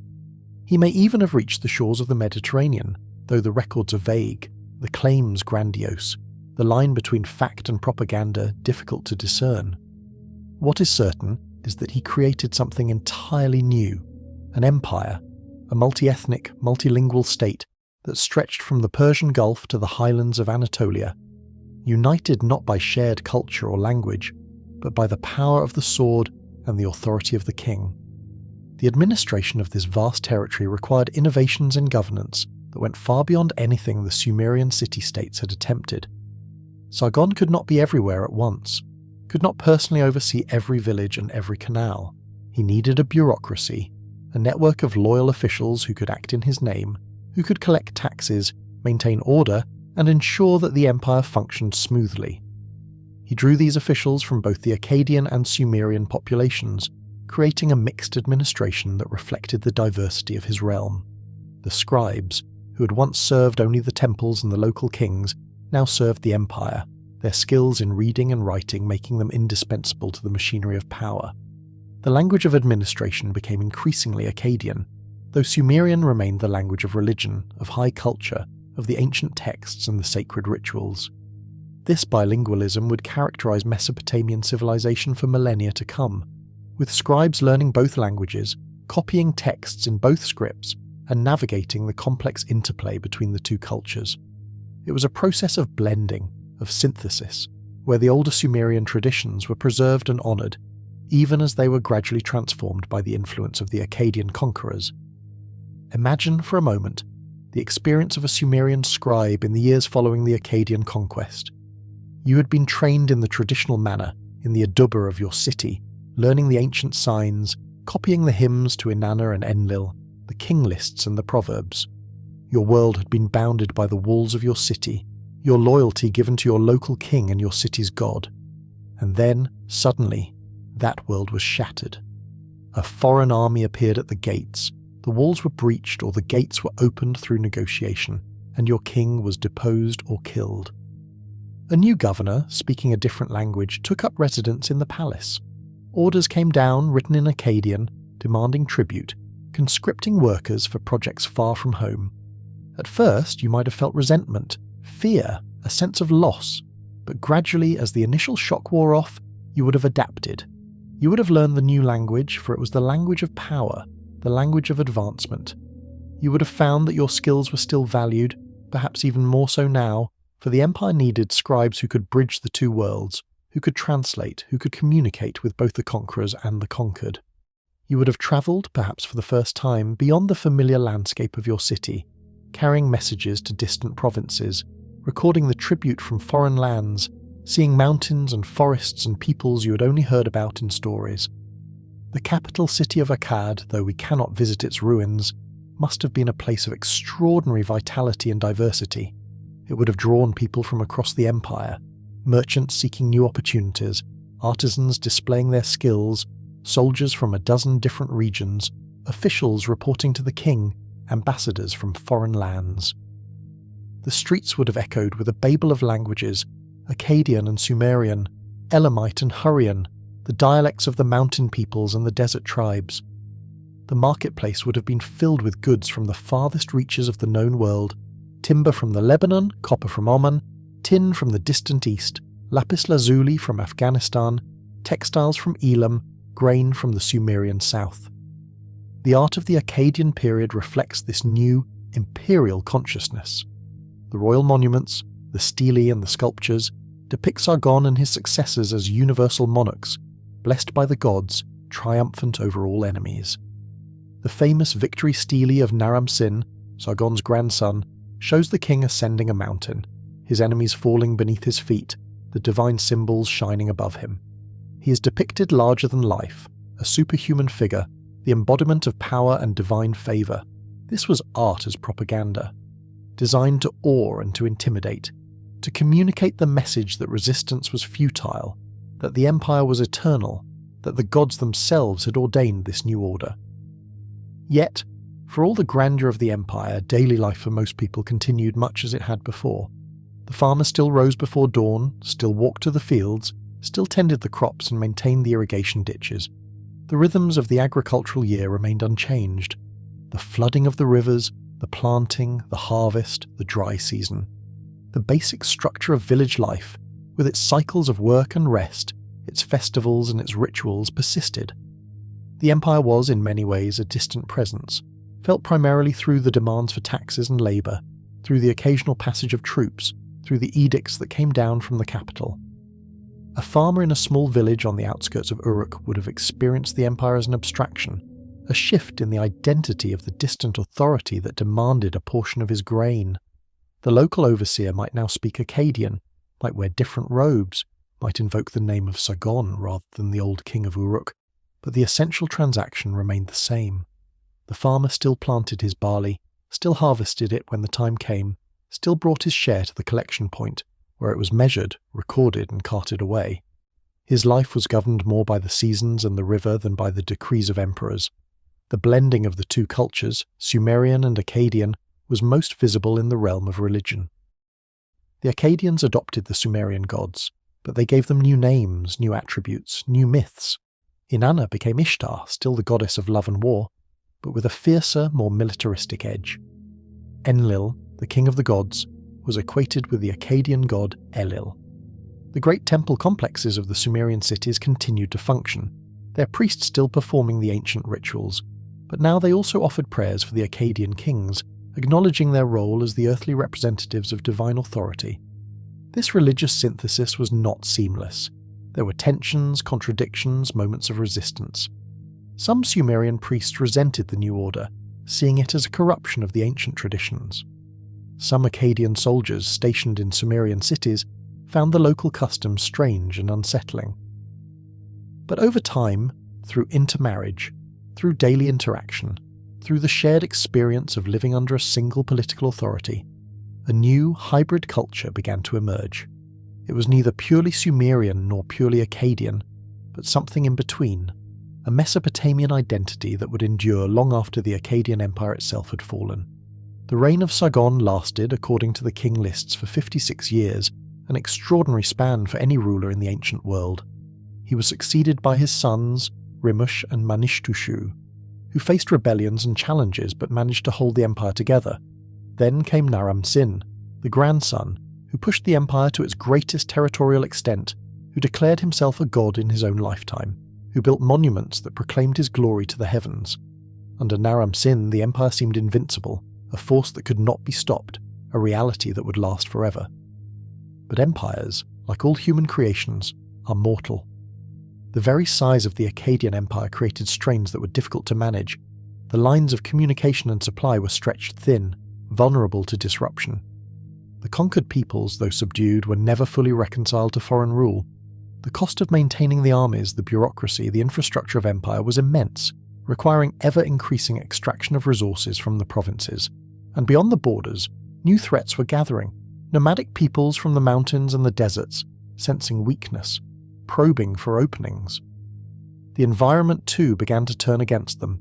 The intensive agriculture that had sustained the growing population of the empire was taking its toll on the land. The fields were becoming salinized, the result of poor drainage and the evaporation of irrigation water, leaving behind a crust of salt that poisoned the soil. The crop yields began to decline, slowly at first, then more precipitously. Famine became more frequent, malnutrition more widespread. The surplus that had been the foundation of the empire began to shrink, and with it, the ability of the state to feed its soldiers, to pay its officials, to maintain the loyalty of its subjects. There are hints in the later texts of a great drought, a period of climatic instability that struck the region in the latter part of the 3rd millennium. The rains failed, the rivers shrank, the wells ran dry. The people prayed to the gods, they performed the rituals, they made the sacrifices, but the heavens remained silent. The earth remained parched. The cities, which had grown so large and so prosperous, now found themselves unable to feed their populations. Hunger stalked the streets, disease followed in its wake.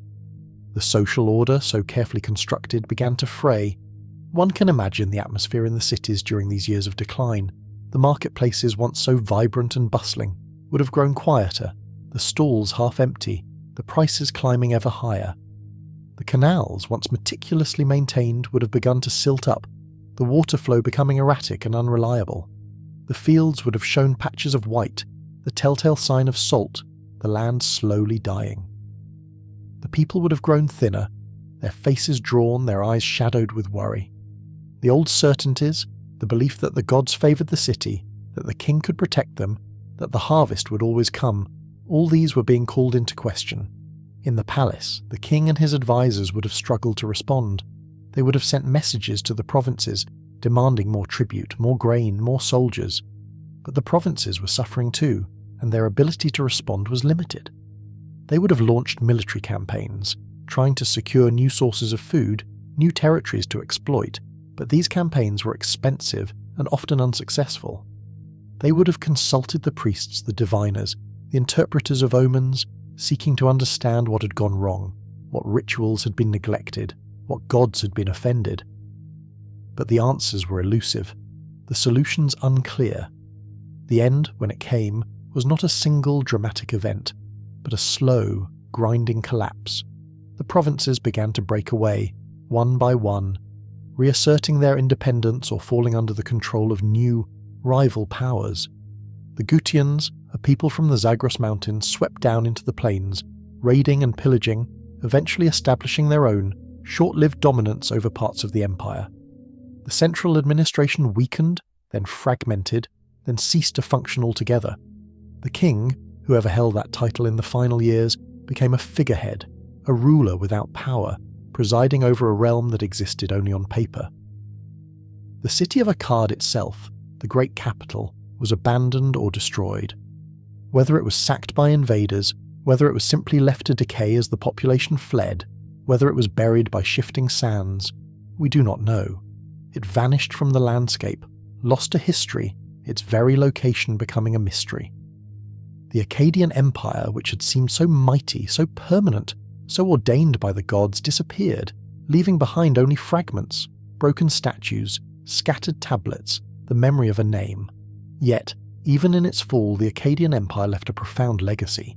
It had demonstrated that large-scale political unity was possible, that diverse peoples could be governed under a single authority. It had created administrative techniques, bureaucratic structures, and military strategies that would be studied and emulated by every subsequent empire in the region. It had fostered a cultural synthesis, a blending of Sumerian and Akkadian traditions that would define Mesopotamian civilization for the next 2 millennia. It had, in a sense, set the template for empire itself, for better and for worse. As we reflect on this chapter of the story, we can see the pattern that would repeat itself again and again throughout history. The rise of a strong leader, the rapid expansion of power, the creation of a new political order, the overextension, the environmental and social strains, the decline and the fall. It is a pattern that is both tragic and instructive, a reminder of the limits of human ambition, of the fragility of even the mightier structures, of the ultimate dependence of all civilizations on the health of the land and the stability of the climate. The people who lived through the fall of the Akkadian Empire would have experienced it as a time of profound dislocation and suffering. The world they had known, the certainties they had relied upon, were swept away. They were forced to adapt, to migrate, to find new ways of surviving in a landscape that had become hostile and uncertain. Some fled to the cities that still maintained a degree of stability, swelling their populations and straining their resources. Some retreated to the countryside, returning to a simpler, more self-sufficient way of life.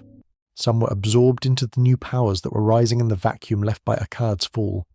But through it all, the basic rhythms of life continued.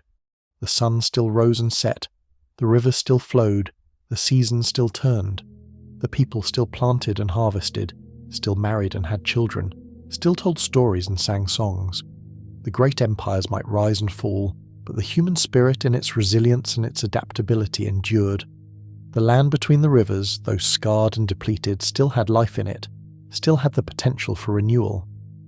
As the night deepens around us, we can feel the weight of this history, the rise and fall of the First Empire, the ambitions of kings and the suffering of peoples, we can see the sweep of time, the great cycles of growth and decline, the eternal struggle between order and chaos, and we can find in this ancient story reflections of our own world, our own challenges, our own hopes and fears.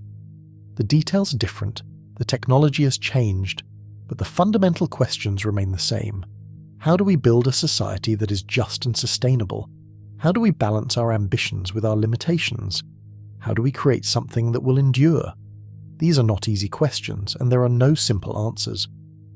But the story of the Akkadian Empire in all its complexity and contradiction offers us lessons, if we are willing to listen. It reminds us that power is fleeting, that empires are fragile, that the earth itself sets limits on what we can achieve. It reminds us that our greatest achievements and our greatest failures are both part of the same human story, the same long, winding journey that has brought us to where we are today. The wind whispers across the empty plains where Akkad once stood, carrying with it the dust of ages, the memory of glory and defeat. The stars wheel overhead, indifferent and eternal, their light falling on the ruins of empires and the dreams of those who built them. And in the quiet of the night, we can almost hear the voices of the past, speaking to us across the centuries, telling us their stories, sharing their wisdom, reminding us that we're all part of the same great tapestry of human experience. Rest now as the story of the First Empire fades into the background, becoming a gentle, distant memory. Let the rise and fall of Sargon and his successors drift through your consciousness like clouds across the sky. Present but not demanding, meaningful but not troubling. You are safe here, in the present moment, connected to the past but not bound by it, free to learn from it, to be moved by it, to carry its lessons forward into the future. The room is quiet, the air is still, and the world is at peace. The First Empire has had its day, its moment in the sun, and now it rests, along with all the other great civilizations that have risen and fallen throughout history. And we, the inheritors of their legacy, can honour them by remembering, by learning, by striving to build a world that is worthy of their struggle and their sacrifice.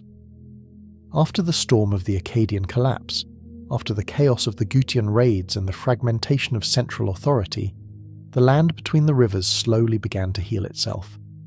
The process was gradual, almost imperceptible at first, like the way a field recovers after a flood, the soil settling, the green shoots pushing through the debris. In the south, in the ancient heartland of Sumer, the old cities began to reassert themselves, to rebuild their walls, to clean out their canals, to restore the temples that had been neglected or damaged during the years of upheaval. It was a time of renewal, but also of nostalgia, of conscious attempt to return to the golden age of the past, to recapture something that had been lost.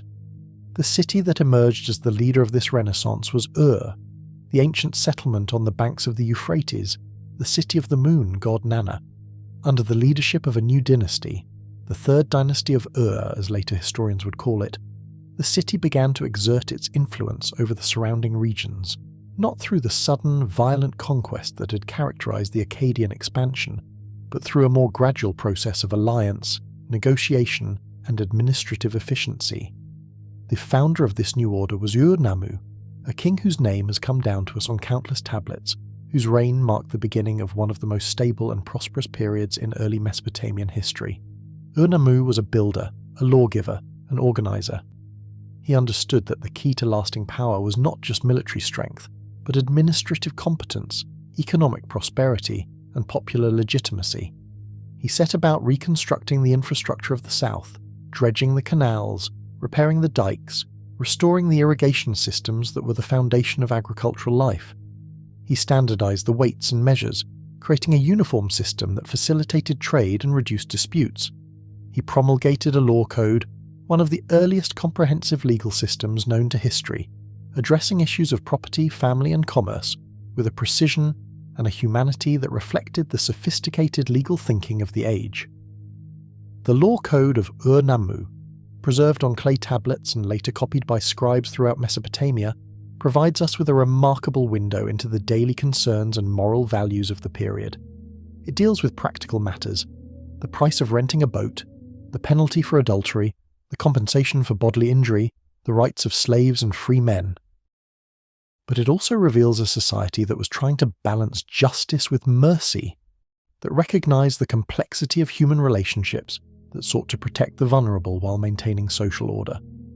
The famous phrase, "an eye for an eye," was not a call for vengeance, but an attempt to limit revenge, to ensure that punishment did not exceed the crime. Under Ur-Nammu and his successors, particularly his son Shulgi, the administrative system reached new heights of sophistication. The kingdom was divided into provinces, each governed by an appointed official who reported directly to the king. These governors were responsible for collecting taxes, maintaining order, overseeing public works, and ensuring that the resources of their provinces were efficiently utilized. The entire system was documented in minute detail, with scribes recording every transaction, every allocation of resources, every movement of goods. The archives at Ur, Nippur, and other cities contain thousands of tablets from this period, a bureaucratic treasure trove that allows us to reconstruct the workings of the state with remarkable precision. This was the age of the ziggurat, the massive stepped temple towers that dominated the skylines of the Mesopotamian cities. The ziggurat at Ur, dedicated to the moon god Nanna, was rebuilt and expanded during this period, rising in 3 great terraces to a height of over 60 feet, its walls faced with fired brick and decorated with elaborate geometric patterns. It was not just a religious structure, but a symbol of civic pride, a demonstration of the city's wealth and power, a physical connection between the earth and the heavens. The ziggurat was the heart of the city, the place where the god dwelt, the focus of the community's spiritual and economic life.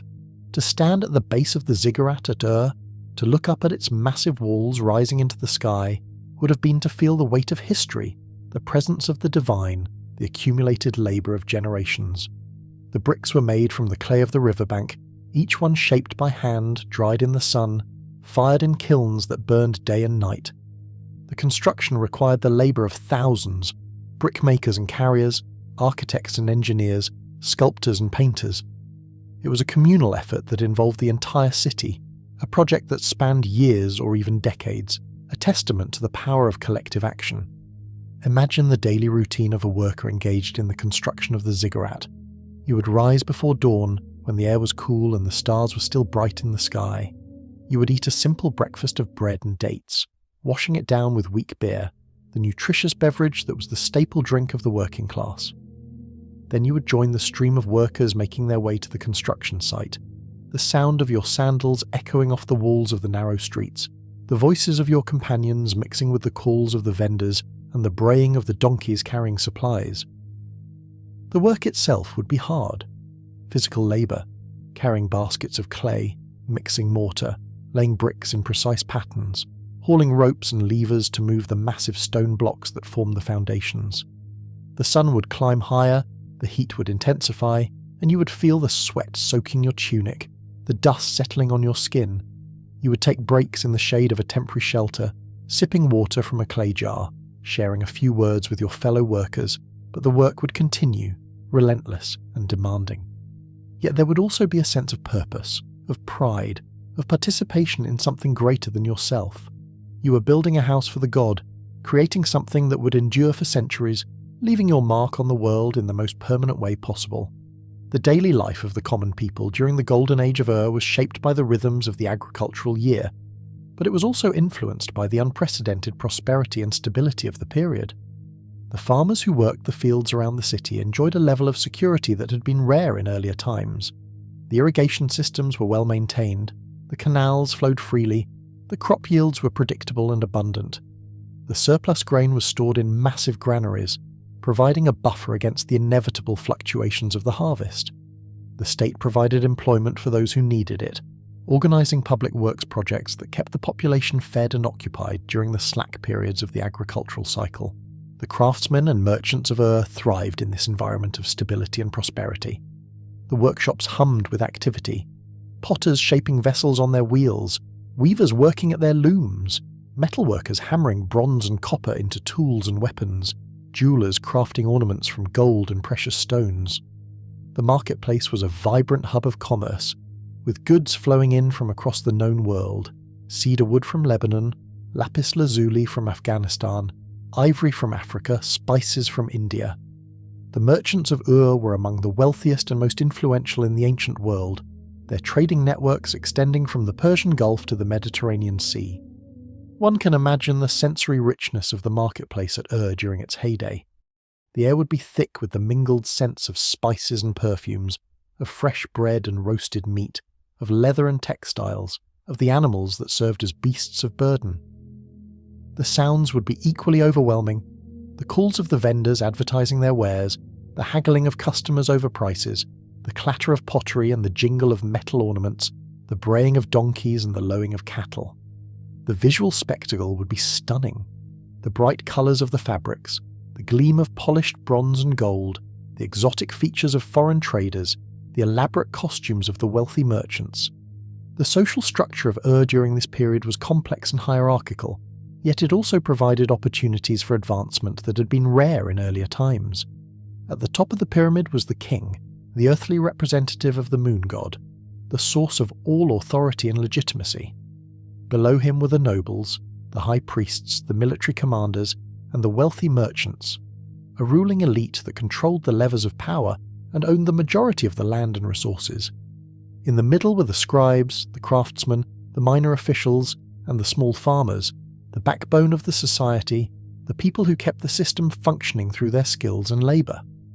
At the bottom were the slaves, prisoners of war and their descendants, who performed the most menial tasks but who were still considered part of the community, protected by law and custom. Yet this hierarchy was not rigid or unchanging. A talented scribe could rise to high administrative office, a successful merchant could purchase land and noble status, a skilled craftsman could accumulate wealth and influence. The state needed competent administrators, and it was willing to recruit them from any social class. Education was the key to advancement, and the schools of Ur were open to anyone who could afford the fees and had the intellectual capacity to master the curriculum. This meritocratic element gave the society a dynamism and a flexibility that helped to maintain stability and prevent the kind of social unrest that had plagued earlier periods. The religious life of Ur during this golden age was characterized by an elaborate calendar of festivals and rituals that marked the passage of the seasons and celebrated the relationship between the city and its patron deity. The Temple of Nanna was the center of this religious activity, a complex of buildings that included not only the great ziggurat but also smaller shrines, administrative offices, workshops, and storerooms. The temple employed hundreds of people: priests and priestesses, singers and musicians, craftsmen and labourers, scribes and accountants. It was an economic powerhouse as well as a religious institution, owning vast estates, controlling trade routes, and managing the redistribution of wealth that was essential to the functioning of the society. The most important festival of the year was the New Year celebration, which coincided with the spring flood of the rivers and the beginning of the agricultural cycle. This was a time of renewal and rebirth, when the old year was symbolically buried and the new year was welcomed with joy and anticipation. The festival lasted for several days and involved the entire city in a series of processions, ceremonies, and celebrations. The statue of the god Nanna would be carried through the streets in a golden chariot, accompanied by musicians playing drums and lyres, dancers moving in intricate patterns, and priests chanting ancient hymns.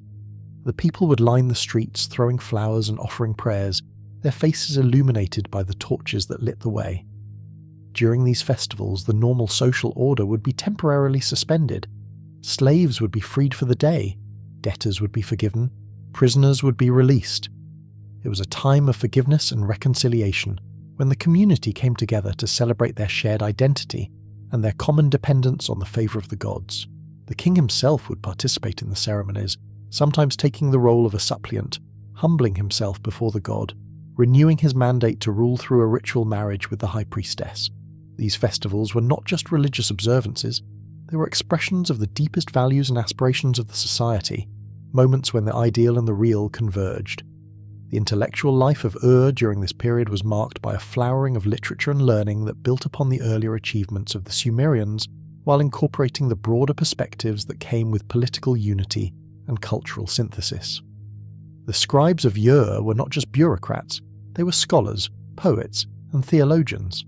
They copied and preserved the ancient texts, but they also created new works that reflected the concerns and insights of their own time. It was during this period that many of the great Mesopotamian myths and epics reached their canonical form, including the stories of Gilgamesh, Inanna's descent to the underworld, and the flood narrative that would later find its way into the Hebrew Bible. The Epic of Gilgamesh, in particular, captures the spirit of the age in its exploration of the themes of friendship, mortality, and the search for meaning. The story of the great king of Uruk who sought immortality and learned to accept the limitations of human existence resonated powerfully with the people of Ur, who lived in a time of prosperity and stability, but who were also aware of the fragility of their achievements. The epic's meditation on the relationship between civilization and nature, between individual ambition and social responsibility, between the desire for glory and the need for wisdom, spoke to the deepest concerns of a society that had experienced both the heights of success and the depths of failure. The art and architecture of the period reflected this same blend of confidence and introspection. The royal tombs at Ur, with their elaborate grave goods and their evidence of human sacrifice, speak to a belief in the continuation of royal authority beyond death, but they also reveal a society preoccupied with mortality and the need to propitiate the gods. The famous golden helmet of Meskalumdug, the lyres decorated with the heads of bulls, the elaborate headdresses of the courtiers buried with their rulers, all of these artifacts demonstrate a level of artistic achievement and material wealth that was extraordinary for the time, but they also suggest a culture that was deeply concerned with the proper relationship between the living and the dead. As the decades passed, and the third dynasty of Ur reached its zenith under kings like Shulgi and Amar-Sin, the kingdom expanded its influence throughout the southern regions of Mesopotamia and beyond. Trade networks stretched from the Persian Gulf to the Mediterranean, bringing unprecedented wealth to the city. The population grew, the temples became ever more elaborate, the royal court ever more splendid. It seemed to those who lived through it that the Golden Age would last forever, that the favour of the gods was assured, that the kingdom of Ur had achieved a perfect balance between human ambition and divine will. Yet even at the height of its power, the kingdom of Ur faced challenges that would ultimately prove insurmountable. The expansion of trade and territory brought new complexities and new vulnerabilities. The administrative system, for all its sophistication, struggled to manage the diverse populations and distant provinces that had been incorporated into the kingdom. The Amorites, nomadic peoples from the western deserts, were pressing against the borders, seeking pasture for their flocks and opportunities for raiding. The eastern provinces in the mountains and highlands were difficult to control and prone to rebellion. The environmental stresses that had contributed to the fall of the Akkadian Empire, salinization of the soil, climatic instability, overexploitation of resources, were still present, still working their slow damage beneath the surface of prosperity. And so, as we look back on the Golden Age of Ur, we can see it as both a pinnacle of achievement and a moment of precarious balance, a time when everything came together in a brief, shining synthesis of order and prosperity, but also a time that carried within it the seeds of its own dissolution. The people who lived through it experienced it as a golden age, a time of peace and plenty, of cultural flowering and spiritual depth. They built monuments that would endure for millennia, created works of art that still move us today, and developed systems of law and administration that would influence all subsequent civilizations in the region. But they also lived with the knowledge that their prosperity was dependent on forces beyond their control, that the favour of the gods was not permanent, that the land itself set limits on what could be achieved. They were acutely aware of their mortality, both as individuals and as a civilization, and this awareness gave their achievements a poignancy and a depth that mere material success could not provide. They built for eternity, but they knew that eternity was not theirs to command. They reached for the heavens, but they remained rooted in the earth, subject to its rhythms and its constraints. As the stars wheel overhead and the night deepens around us, we can feel the presence of that lost golden age, the memory of a time when the world seemed ordered and comprehensible, when the relationship between gods and humans was clear and stable, when the future seemed bright with promise. It is a memory that brings both comfort and sadness, a reminder of what humanity is capable of achieving and of how fragile those achievements can be. The Golden Age of Ur was real, it existed, it mattered. The people who lived through it loved and worked and dreamed just as we do.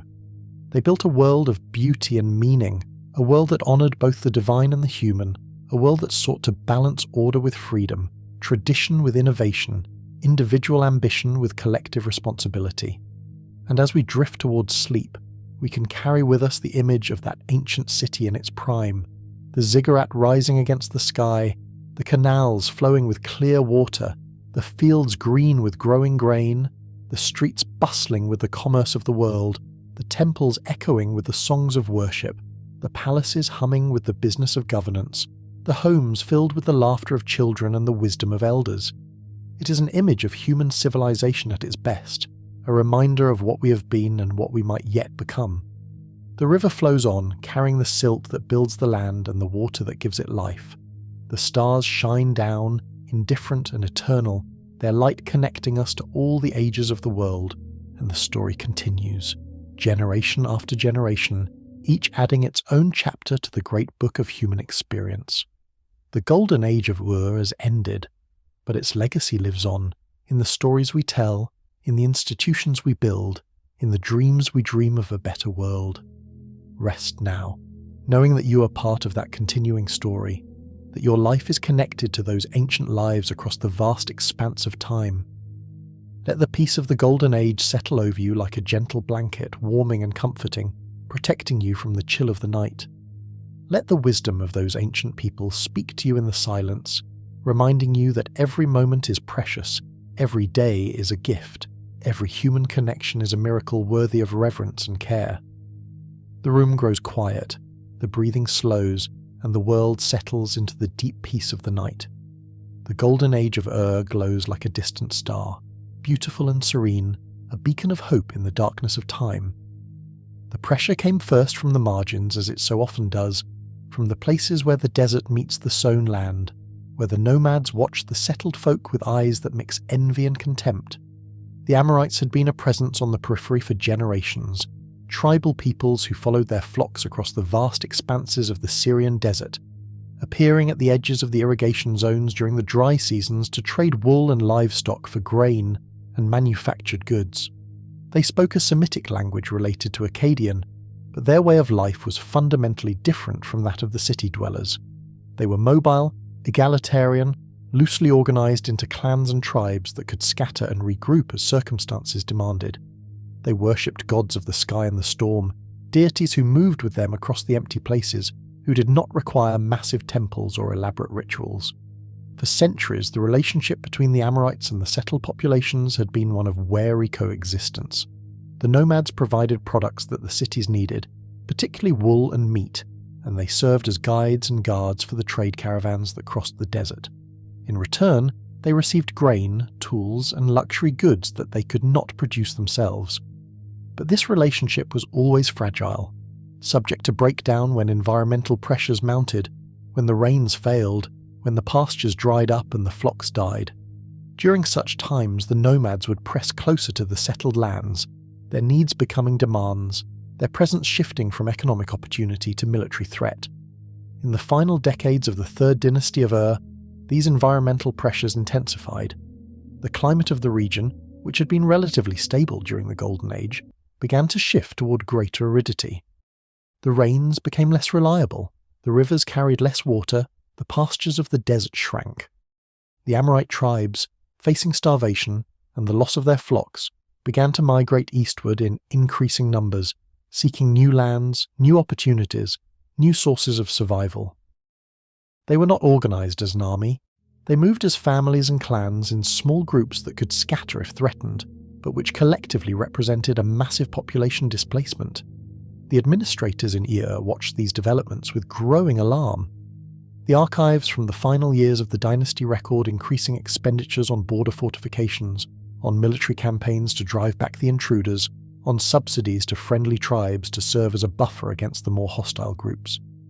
The famous Wall of the Amorites, built during the reign of Shu-Sin, was an ambitious attempt to create a physical barrier against the nomadic incursions, a fortification that stretched for hundreds of miles across the desert, manned by garrisons and supplied by a complex logistical system. But walls are only as strong as the will to defend them, and the resources to maintain them, and both were beginning to falter. The kingdom of Ur, for all its apparent strength, was becoming increasingly brittle. The very efficiency of its administrative system, which had been its greatest asset during the Golden Age, was now becoming a liability. The The kingdom had grown too large, too complex, too dependent on a centralized bureaucracy that could function only as long as communication and transportation networks remained intact. When the Amorite raids began to disrupt these networks, when caravans were attacked and garrisons isolated, the system began to break down.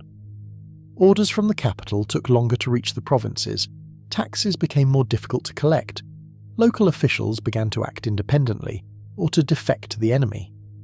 The salinization of the agricultural lands, a process that had been gradual and largely ignored during the prosperous years, now accelerated as the irrigation systems fell into disrepair.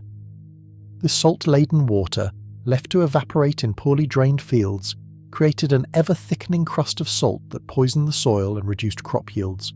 The granaries, once overflowing with surplus grain, began to empty. Famine stalked the cities, and with it came disease, social unrest, and the collapse of public order. The temples, once the anchors of stability, found their resources dwindling as the faithful struggled simply to survive. Imagine the experience of a family living in Ur during these final, desperate years of the dynasty. You would wake each morning to the sound of the wind rattling the shutters, carrying with it the dust and the salt from the abandoned fields. The water in the canals would be lower than it had been in your childhood, murky with silt and algae, sometimes barely flowing at all. The price of bread would rise week by week, forcing you to stretch the family's resources ever thinner, to water the beer until it was barely drinkable, to substitute barley for wheat, roots and weeds for proper vegetables. The streets would be emptier than they once were, as people fled to relatives in other cities or retreated to the countryside in search of food. The workshops would be quiet, the craftsmen idle, for there were fewer customers with the means to buy their goods. The marketplace would be a shadow of its former self, the stalls half empty, the merchants speaking in worried whispers about the latest raids, the latest disruptions to the trade routes. The temple ceremonies would continue, but with a desperate edge, the prayers more urgent, the sacrifices more frequent, as the community sought to understand what they had done to offend the gods, why the divine favour had been withdrawn. In the palace, the king and his advisors would struggle with increasingly impossible choices. They could strip the temples of their treasures to pay the soldiers, but this would alienate the priests and undermine the religious foundations of their authority. They could raise taxes, but this would impoverish the population and fuel rebellion. They could abandon the outer provinces to concentrate on defending the core territories, but this would reduce their revenue and encourage further defections. They could negotiate with the Amorite leaders, offering them land in exchange for peace, but this would be seen as weakness and would encourage more tribes to press their claims. The military situation was equally dire. The armies of Ur, once disciplined and professional, were now largely composed of reluctant conscripts and foreign mercenaries whose loyalty was questionable. The Amorites, for their part, had learned to fight in ways that neutralized the traditional advantages of the settled peoples. Instead of confronting the Mesopotamian armies in open battle, they employed hit-and-run tactics, striking at supply lines and retreating into the desert where the heavy infantry could not follow. They captured isolated garrisons, corrupted local officials with promises of wealth and autonomy, and gradually established footholds within the kingdom itself. One of the most significant of these footholds was the city of Isin, which had been a loyal provincial centre, but which now became the base for an Amorite dynasty that challenged the authority of Ur. The rulers of Isin claimed to be the legitimate heirs of the Sumerian tradition, the protectors of the ancient culture against foreign domination, but they were themselves of Amorite origin, nomads who had adopted the trappings of civilization to enhance their claim to power. This was a pattern that would be repeated throughout the region, Amorite leaders taking control of Mesopotamian cities, adopting Mesopotamian titles and customs, and using Mesopotamian administrative techniques to consolidate their rule. The fall of Ur itself, when it finally came, was less a dramatic siege than a slow strangulation. The city had been isolated, its supply lines cut, its territories occupied by rival powers. The last king, Ibbi-Sin, held out in the capital for several years, issuing increasingly desperate proclamations calling upon the gods for deliverance, promising rewards to any who would come to his aid. But the help never came. The provinces had either defected or been overrun, the armies had melted away, and the treasury was empty. In the end, the city was taken not by storm but by betrayal, its gates opened by inhabitants who had decided that submission was preferable to starvation. The sack of Ur was not the indiscriminate destruction that had characterized earlier conquests.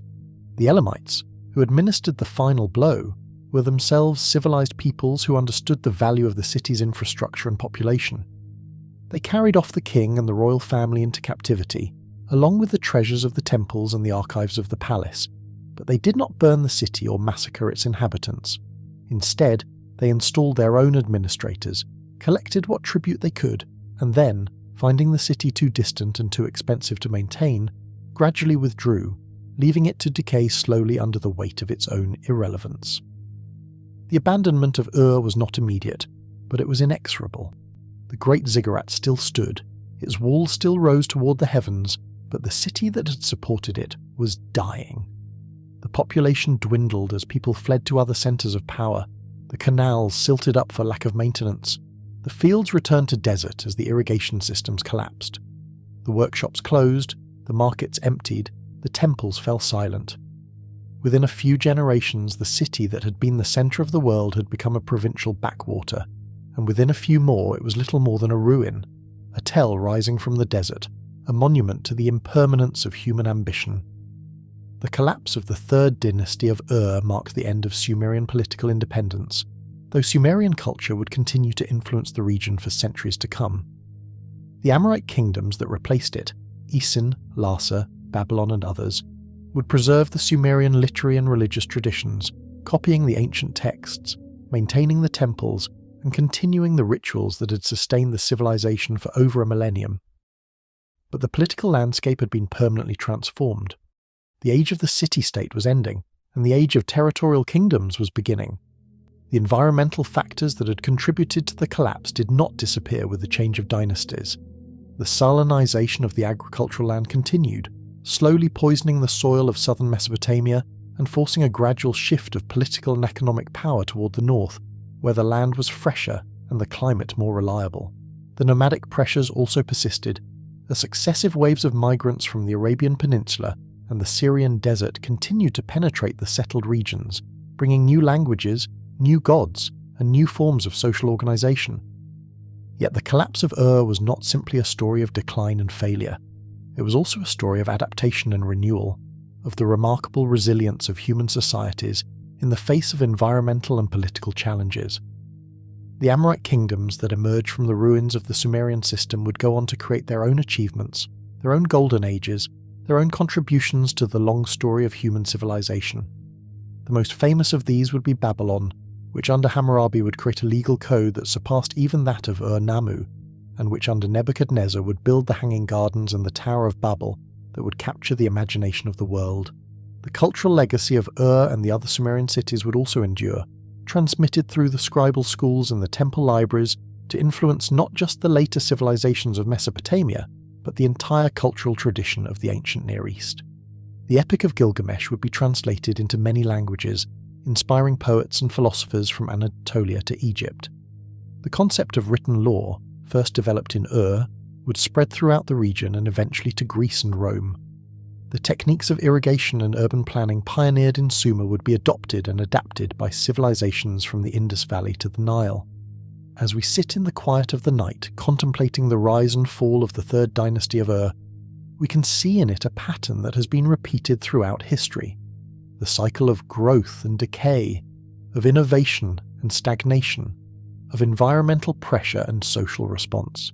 It is a reminder of the fragility of human institutions, of the dependence of civilization on the health of the natural world, of the need for constant adaptation and renewal. But it is also a testament to the human spirit, to our capacity for resilience and creativity, to our ability to rebuild and reimagine in the face of catastrophe. The people of Ur in their final years did not know that they were witnessing the end of an era. They hoped, they prayed, they struggled to maintain their way of life in the face of mounting challenges.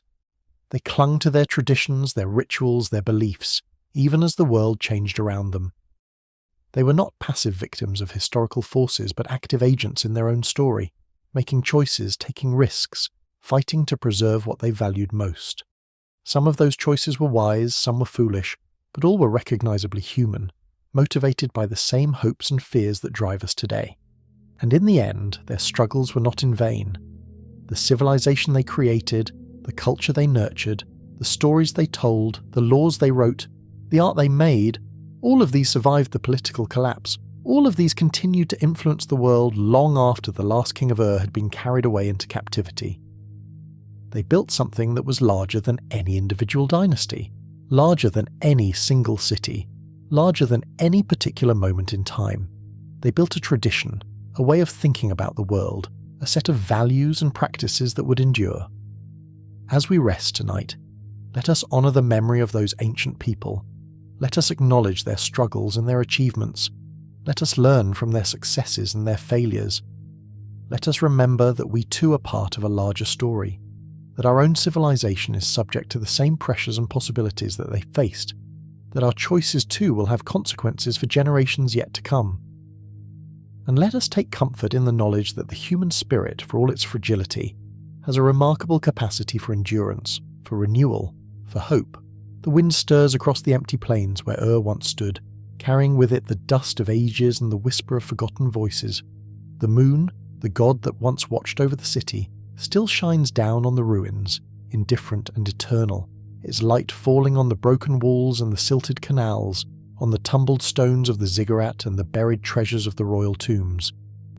And in that light, if we listen carefully, we can still hear the echo of the ancient songs, the prayers and the lamentations, the stories and the laws, the wisdom and the sorrow of a people who dared to build a civilization in the wilderness, and who, for a brief and shining moment, touched the face of eternity.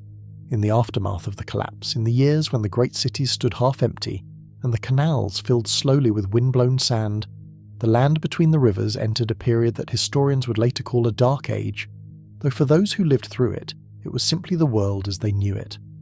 The grand political structures that had once unified vast territories under single rulers fragmented into smaller, more personal kingdoms, where power was measured not in the tribute of distant provinces but in the loyalty of a few hundred warriors, the control of a stretch of fertile riverbank, the ability to protect one's people through the harsh seasons of drought and flood. This was the world of the Amorite dynasties, small kingdoms with names that would echo through history: Isin, Larsa, Eshnunna, Assyria, and eventually rising above them all, Babylon. These were not the sprawling bureaucratic empires of earlier times, but more intimate political entities, where the king was often known personally to his subjects, where decisions were made in council with tribal elders, where the ancient Mesopotamian traditions of law and administration blended with the newer, more fluid social structures of the nomadic peoples who had settled in the region. The process of settlement and acculturation was gradual, spanning several generations. The Amorite chiefs who had initially conquered the cities through military force found that ruling them required different skills entirely.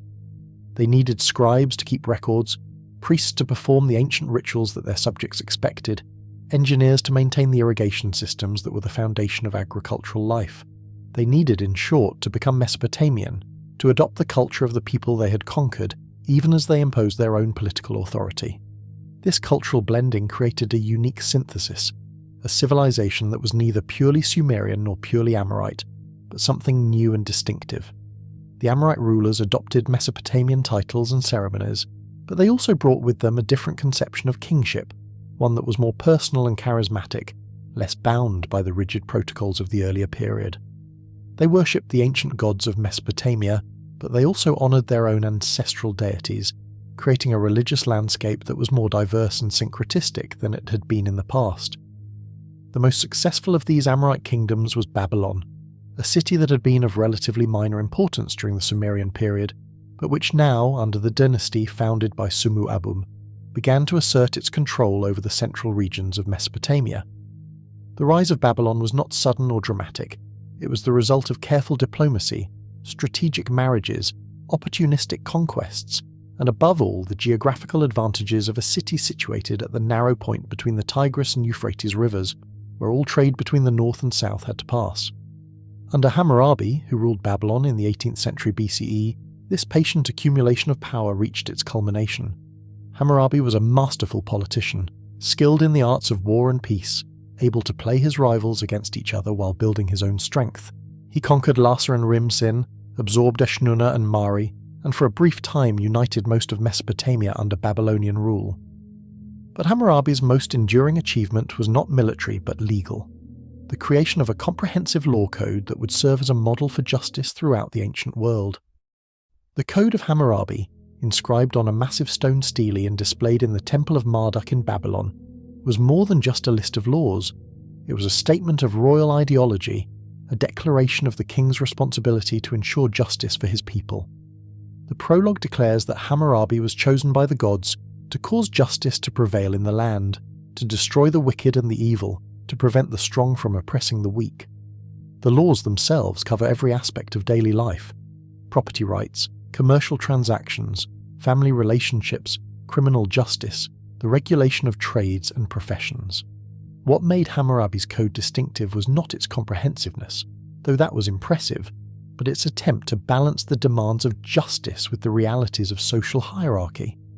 The punishments were scaled according to the social status of the victim and the perpetrator, reflecting the stratified nature of Mesopotamian society, but they also included protections for the vulnerable: widows, orphans, the poor, and the weak. The famous lex talionis, an eye for an eye, a tooth for a tooth, was not a call for revenge but an attempt to limit retaliation, to ensure that punishment was proportional to the crime. The daily life of a citizen under Hammurabi's rule would have been shaped by the security and predictability that the law code provided. If you were a merchant conducting business in the marketplace, you knew that your contracts would be enforced, that disputes would be settled according to established principles, that the courts would provide recourse if you were cheated or robbed. If you were a craftsman working in your shop, you knew that your property rights would be protected, that your guild would regulate the quality and prices of your products, that your skills would be valued and rewarded. If you were a farmer tending your fields, you knew that the irrigation systems would be maintained, that your harvest would not be arbitrarily confiscated, that your family's future was secure. The city of Babylon during Hammurabi's reign was a place of remarkable energy and prosperity. The markets bustled with traders from across the known world, bringing goods from as far away as India and Anatolia. The workshops hummed with the activity of skilled craftsmen producing everything from simple pottery to elaborate jewellery. The schools trained scribes in the complexities of the law, the literature, and the administrative procedures that kept the kingdom functioning. The temples served as centres not only of religious life, but also of economic and social activity, employing thousands of people and managing vast estates. Imagine walking through the streets of Babylon on a typical day during this golden age. You would emerge from your house into the narrow shaded lane where your neighbours were already going about their morning tasks, drawing water from the community well, preparing bread for the daily meal, tending to the small gardens that provided vegetables and herbs for the household. The air would be filled with the sounds of the awakening city, the calls of the water sellers, the clatter of pottery being loaded onto donkey carts, the rhythmic pounding of the grain mortars, the distant chanting from the temple precincts. As you made your way toward the city centre, the streets would grow wider and more crowded. You would pass workshops where craftsmen were already at work, potters shaping vessels on their wheels, weavers working at their looms, metalworkers heating bronze in their forges.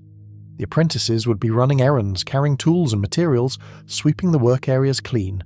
The master craftsman would be examining the products of the previous day, checking for flaws, setting prices, preparing for the morning's customers. The marketplace itself would be a feast for the senses. The vegetable sellers would have their produce arranged in careful rows: onions and garlic, dates and figs, barley and wheat, lentils and chickpeas.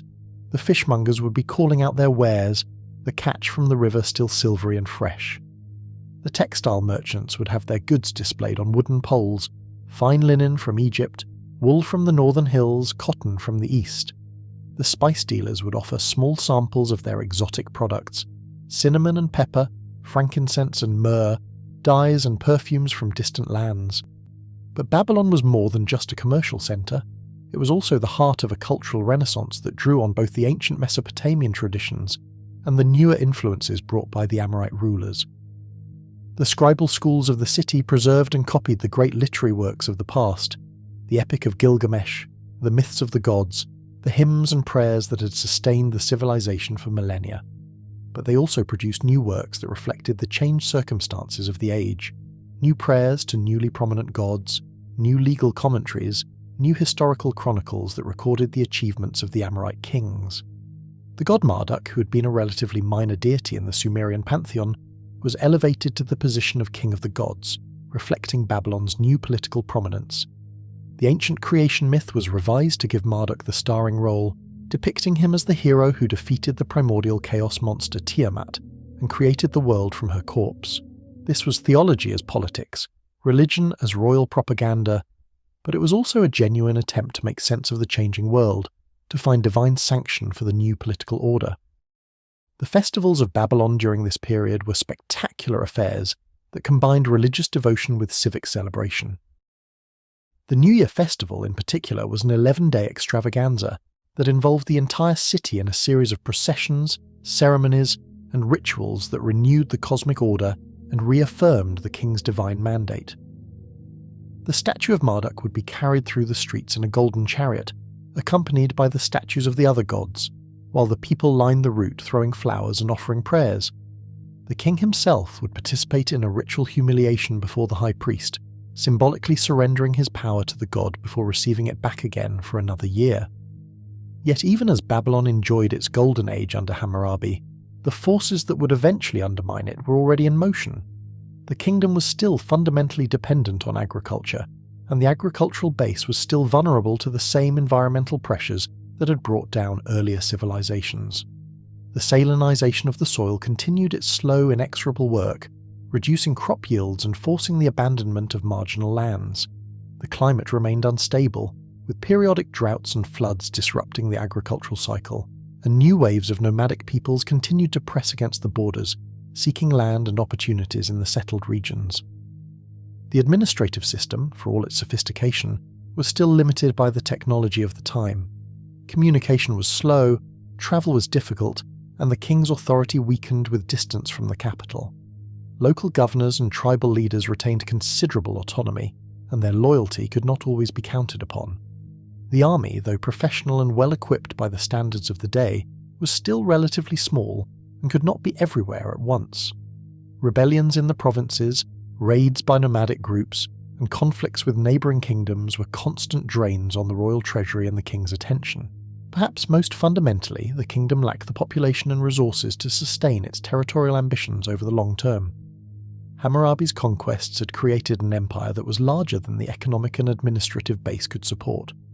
The outlying provinces contributed less in taxes than they cost to govern and defend, but they could not be abandoned without losing face and encouraging further rebellions. It was a classic imperial overstretch, the same problem that would plague many empires throughout history. The decline began almost immediately after Hammurabi's death. His son Samsu-iluna faced rebellions in the south, where the old Sumerian cities asserted their independence under a new dynasty known as the Sealand. The Kassites, a mountain people from the Zagros, began to infiltrate the northern provinces. The Hittites, a rising power in Anatolia, launched raids deep into Mesopotamia. Within a few generations, the Babylonian Empire had contracted to little more than the city of Babylon itself and its immediate hinterland. But the city itself endured, and with it, the cultural and legal traditions that Hammurabi had established. Even when Babylon was conquered by the Kassites, even when it was reduced to a provincial centre in larger empires, it remained a symbol of justice and learning, a place where the ancient wisdom was preserved and transmitted to future generations. The Code of Hammurabi would be copied and studied for centuries, influencing the legal traditions of many peoples. The literary works produced during the Babylonian Renaissance would be translated into many languages, spreading Mesopotamian culture throughout the ancient Near East. The experience of living through the rise and fall of the Babylonian Empire would have been profoundly disorienting for the people of the time. A person born during Hammurabi's reign would have grown up in a world of expanding horizons, of increasing prosperity, of cultural confidence. They would have seen their city become the centre of the known world, their king acknowledged as the greatest ruler of the age, their gods honoured in temples throughout the land. But they would also have lived to see that world contract and fragment, to see the empire split apart, to see foreign armies march through the streets of their city. Such experiences of rise and decline were becoming the norm in Mesopotamia. As the political landscape became increasingly unstable and fragmented, the great unifying empires of earlier times were being replaced by a patchwork of smaller kingdoms, constantly shifting alliances and recurring cycles of conquest and rebellion. It was a world in which change was the only constant, where individuals and communities had to be flexible and adaptable to survive.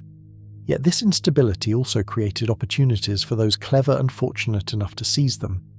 Merchants could profit from the disruption of established trade routes by finding new paths and new markets. Scribes could sell their services to new rulers eager to establish the legitimacy that came with written records and legal codes. Craftsmen could relocate to new centres of power, bringing their skills and their traditions with them. Even ordinary farmers and labourers could sometimes better their condition by migrating to regions where their labour was in demand. The cultural mixing that resulted from this political fragmentation was enormously creative, producing new syntheses of old traditions, new forms of art and literature, new ways of thinking about the relationship between gods and humans, rulers and subjects, individuals and communities. The period was marked by innovation and experimentation, as different groups tried to adapt to changing circumstances and to create new identities for themselves in a transformed world. As we sit in the quiet of the night, reflecting on this turbulent period of Mesopotamian history, we can see in it patterns that are still relevant today. The tension between unity and diversity, between central authority and local autonomy, between tradition and innovation, these are enduring themes in human history. The challenge of creating just and stable institutions in a changing world, the difficulty of balancing competing interests and values, the need to adapt to environmental and technological pressures, these too are issues that every generation must face. The people of ancient Mesopotamia were pioneers in grappling with these challenges, and their experiments, both successful and failed, provide valuable lessons for us today. They showed us that law can be a tool for justice as well as oppression, that diversity can be a source of strength as well as division, that political institutions must be flexible and adaptable to survive.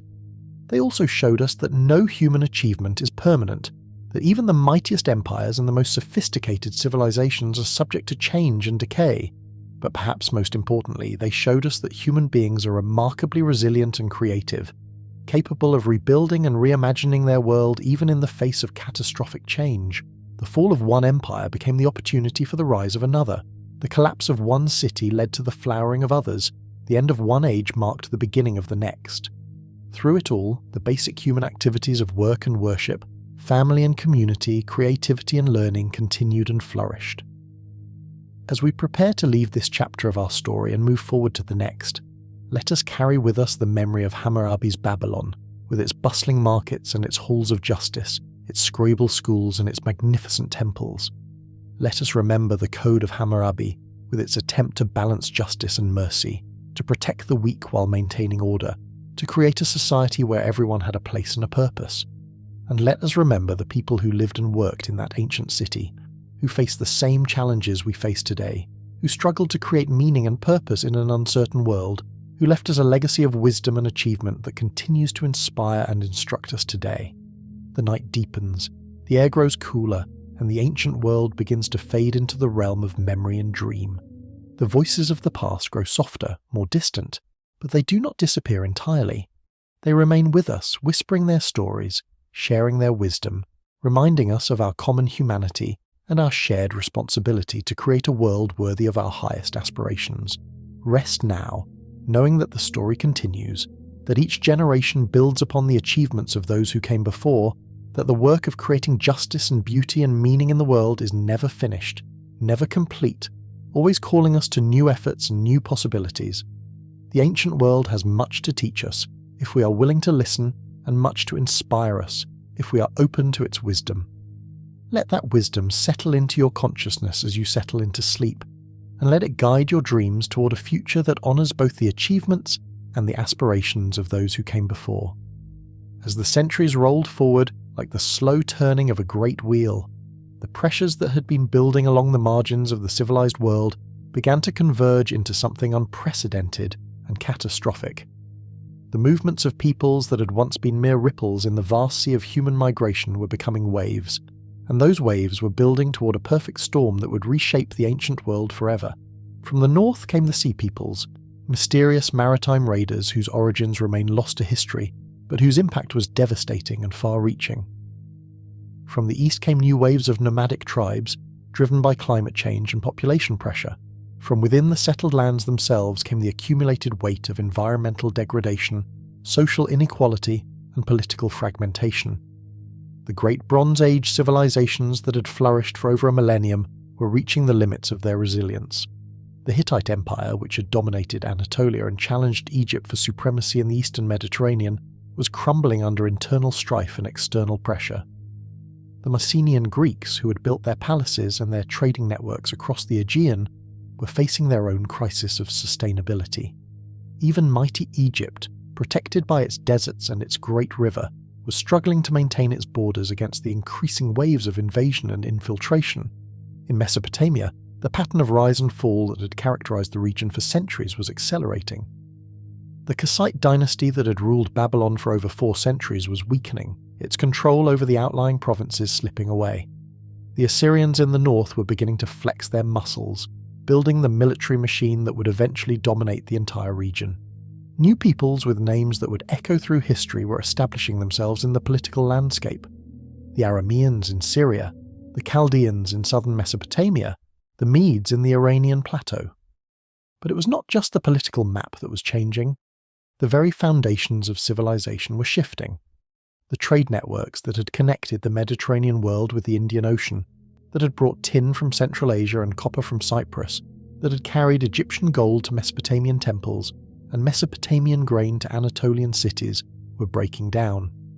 The specialized crafts that had depended on these trade networks, bronze working, luxury textile production, ivory carving, jewel cutting, were disappearing or reverting to much simpler forms. Writing systems that had taken centuries to develop were being abandoned, their knowledge preserved only in the memories of a dwindling class of scribes.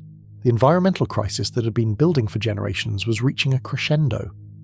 The Mediterranean climate was becoming more arid, the rains more erratic, the growing seasons shorter and less predictable. The great forests that had supplied timber for ships and buildings were being depleted faster than they could regenerate. The agricultural lands that had supported the growing populations of the Bronze Age cities were showing signs of exhaustion, salinization in the irrigated valleys, erosion on the hillsides, declining yields despite intensive cultivation. For the people living through these changes, the experience would have been one of gradual but inexorable decline, punctuated by moments of acute crisis.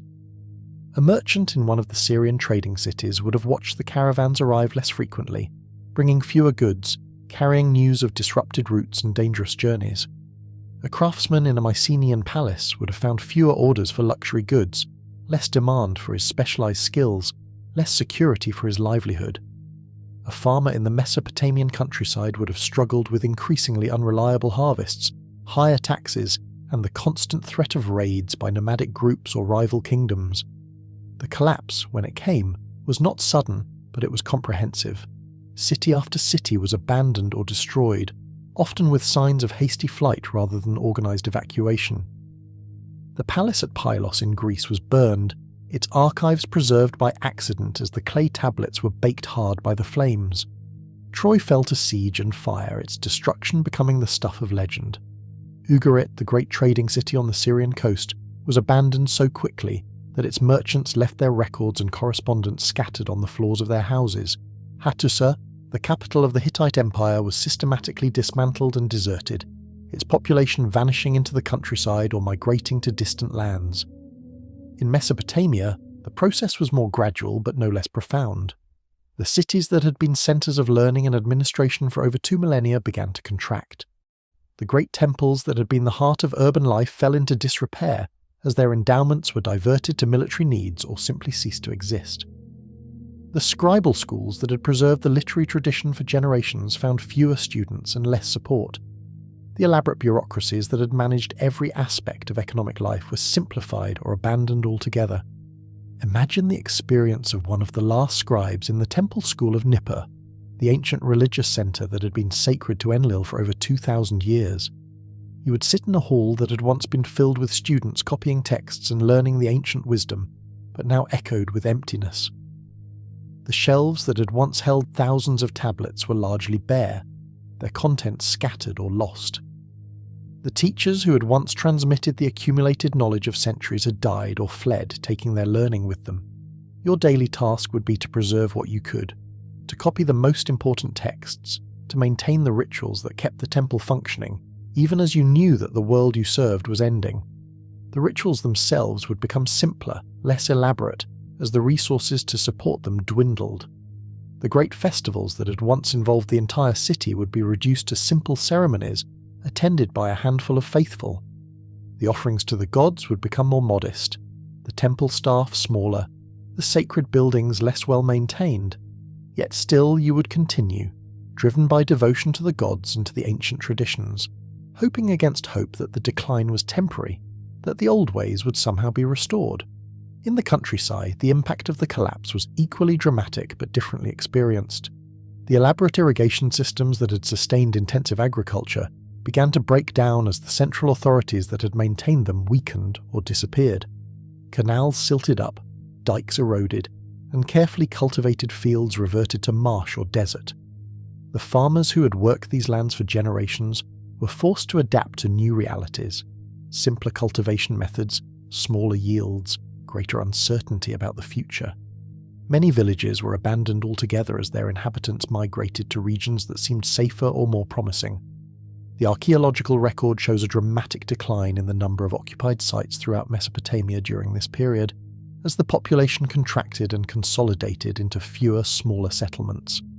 The rural landscape that had been densely populated and intensively cultivated became sparsely inhabited and extensively exploited, with pastoralism replacing agriculture in many areas. Yet even in the midst of this great collapse, human ingenuity and adaptability were at work.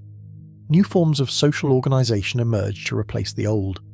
Tribal confederations provided security and identity in a world where the old kingdoms had failed. Local strongmen established control over smaller territories, offering protection in exchange for loyalty. Religious movements promised hope and meaning in a time of uncertainty and loss. The Iron Age that emerged from the ruins of the Bronze Age collapse was in many ways a poorer, simpler world, but it was also more diverse and more resilient. The technologies that had been monopolized by palace workshops became more widely distributed. Ironworking, which was initially a poor substitute for bronze, gradually improved until it provided better tools and weapons than the bronze technology it replaced. Writing systems that had been complex and difficult to learn were simplified, making literacy more accessible. Trade networks that had been vulnerable to political disruption were replaced by more flexible, decentralized systems. The peoples who survived and thrived in this new world were often those who had been on the margins of the old Bronze Age civilizations: the Israelites in the Judean hills, the Phoenicians on the Lebanese coast, the Greeks in their scattered islands and peninsulas.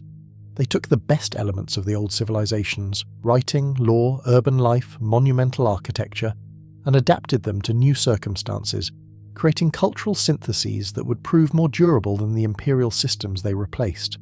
In Mesopotamia, this process of adaptation and renewal would eventually produce new empires. First, the Assyrian, with its efficient military machine and its ruthless administrative methods, then the Babylonian under Nebuchadnezzar, with its magnificent architecture and its cultural achievements, and finally the Persian, which would unite the entire ancient Near East under a single rule, more extensive and more durable than anything that had come before. But that renewal was still centuries in the future during the Dark Age that followed the Bronze Age collapse. For several generations, the accumulated knowledge of millennia seemed to hang by a thread.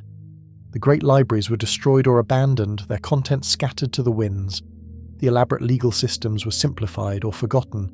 The sophisticated technologies were lost or degraded. The artistic traditions that had flourished for centuries were reduced to crude imitations of their former glory. It was during this period that many of the great epic traditions that would define later literature were taking shape in oral form.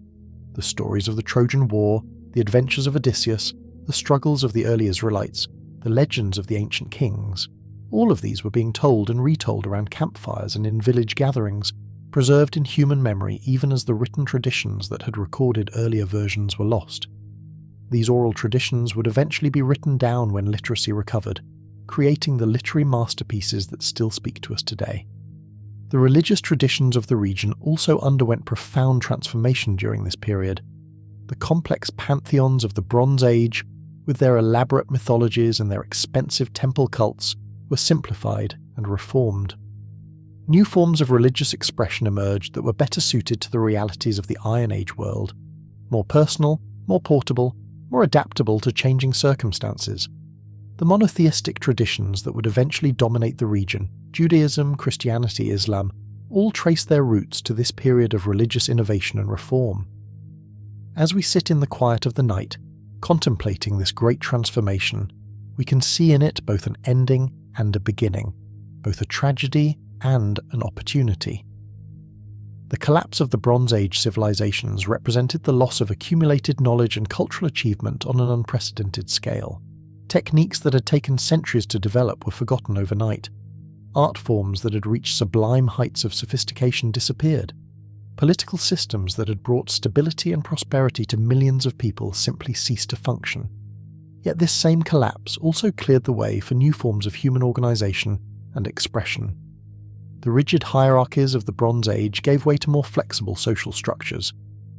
The monopolistic control of knowledge and technology by palace elites was broken, allowing for more widespread participation in the benefits of civilization.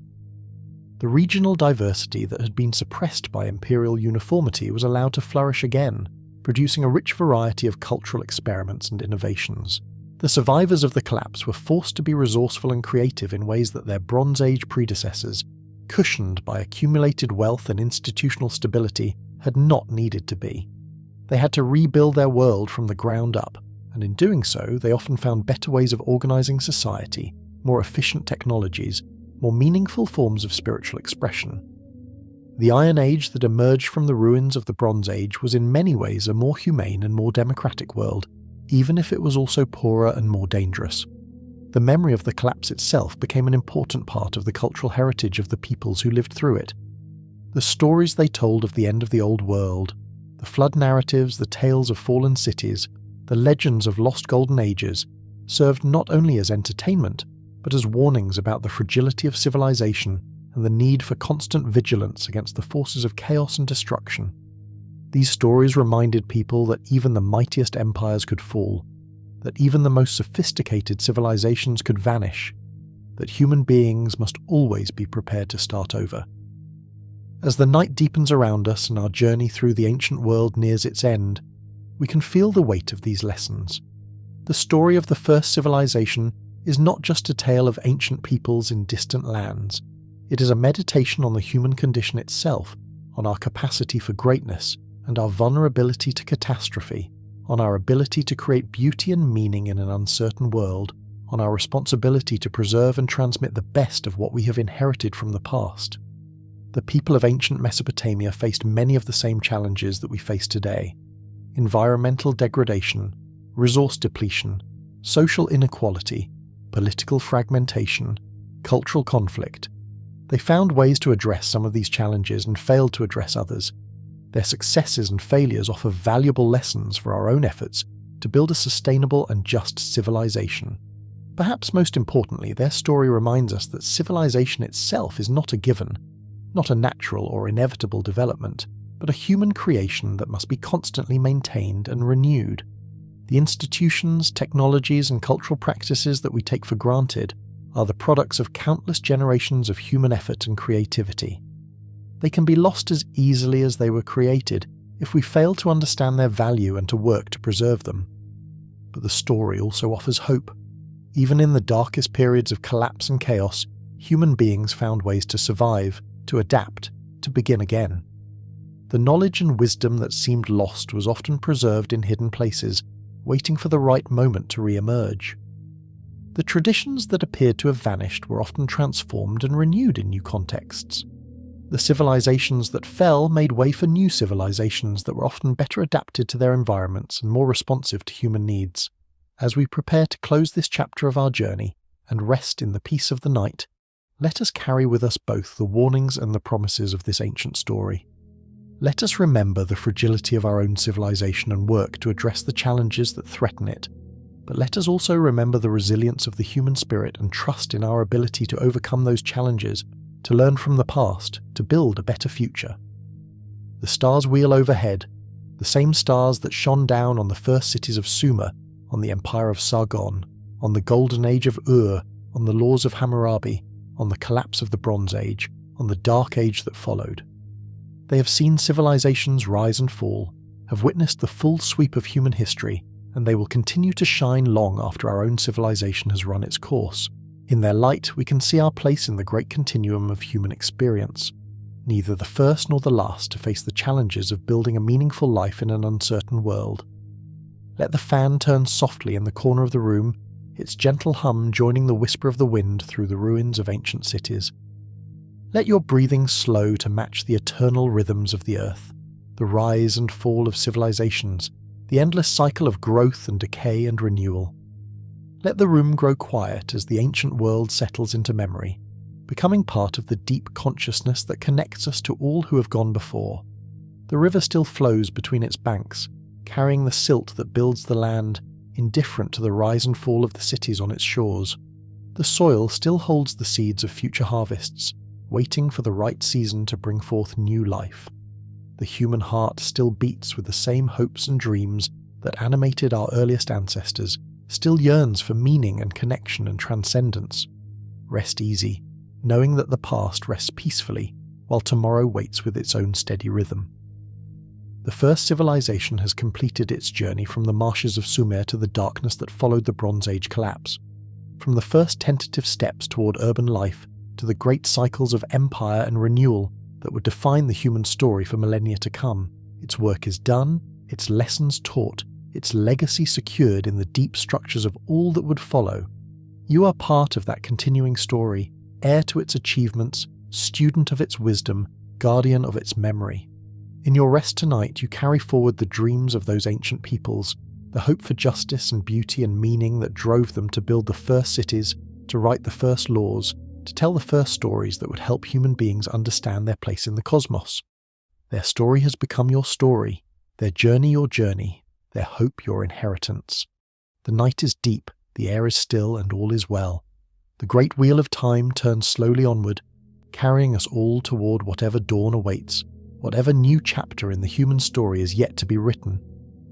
But for now, there is only peace, only the gentle rhythm of breath and heartbeat, only the quiet satisfaction of a story well told and a journey well travelled.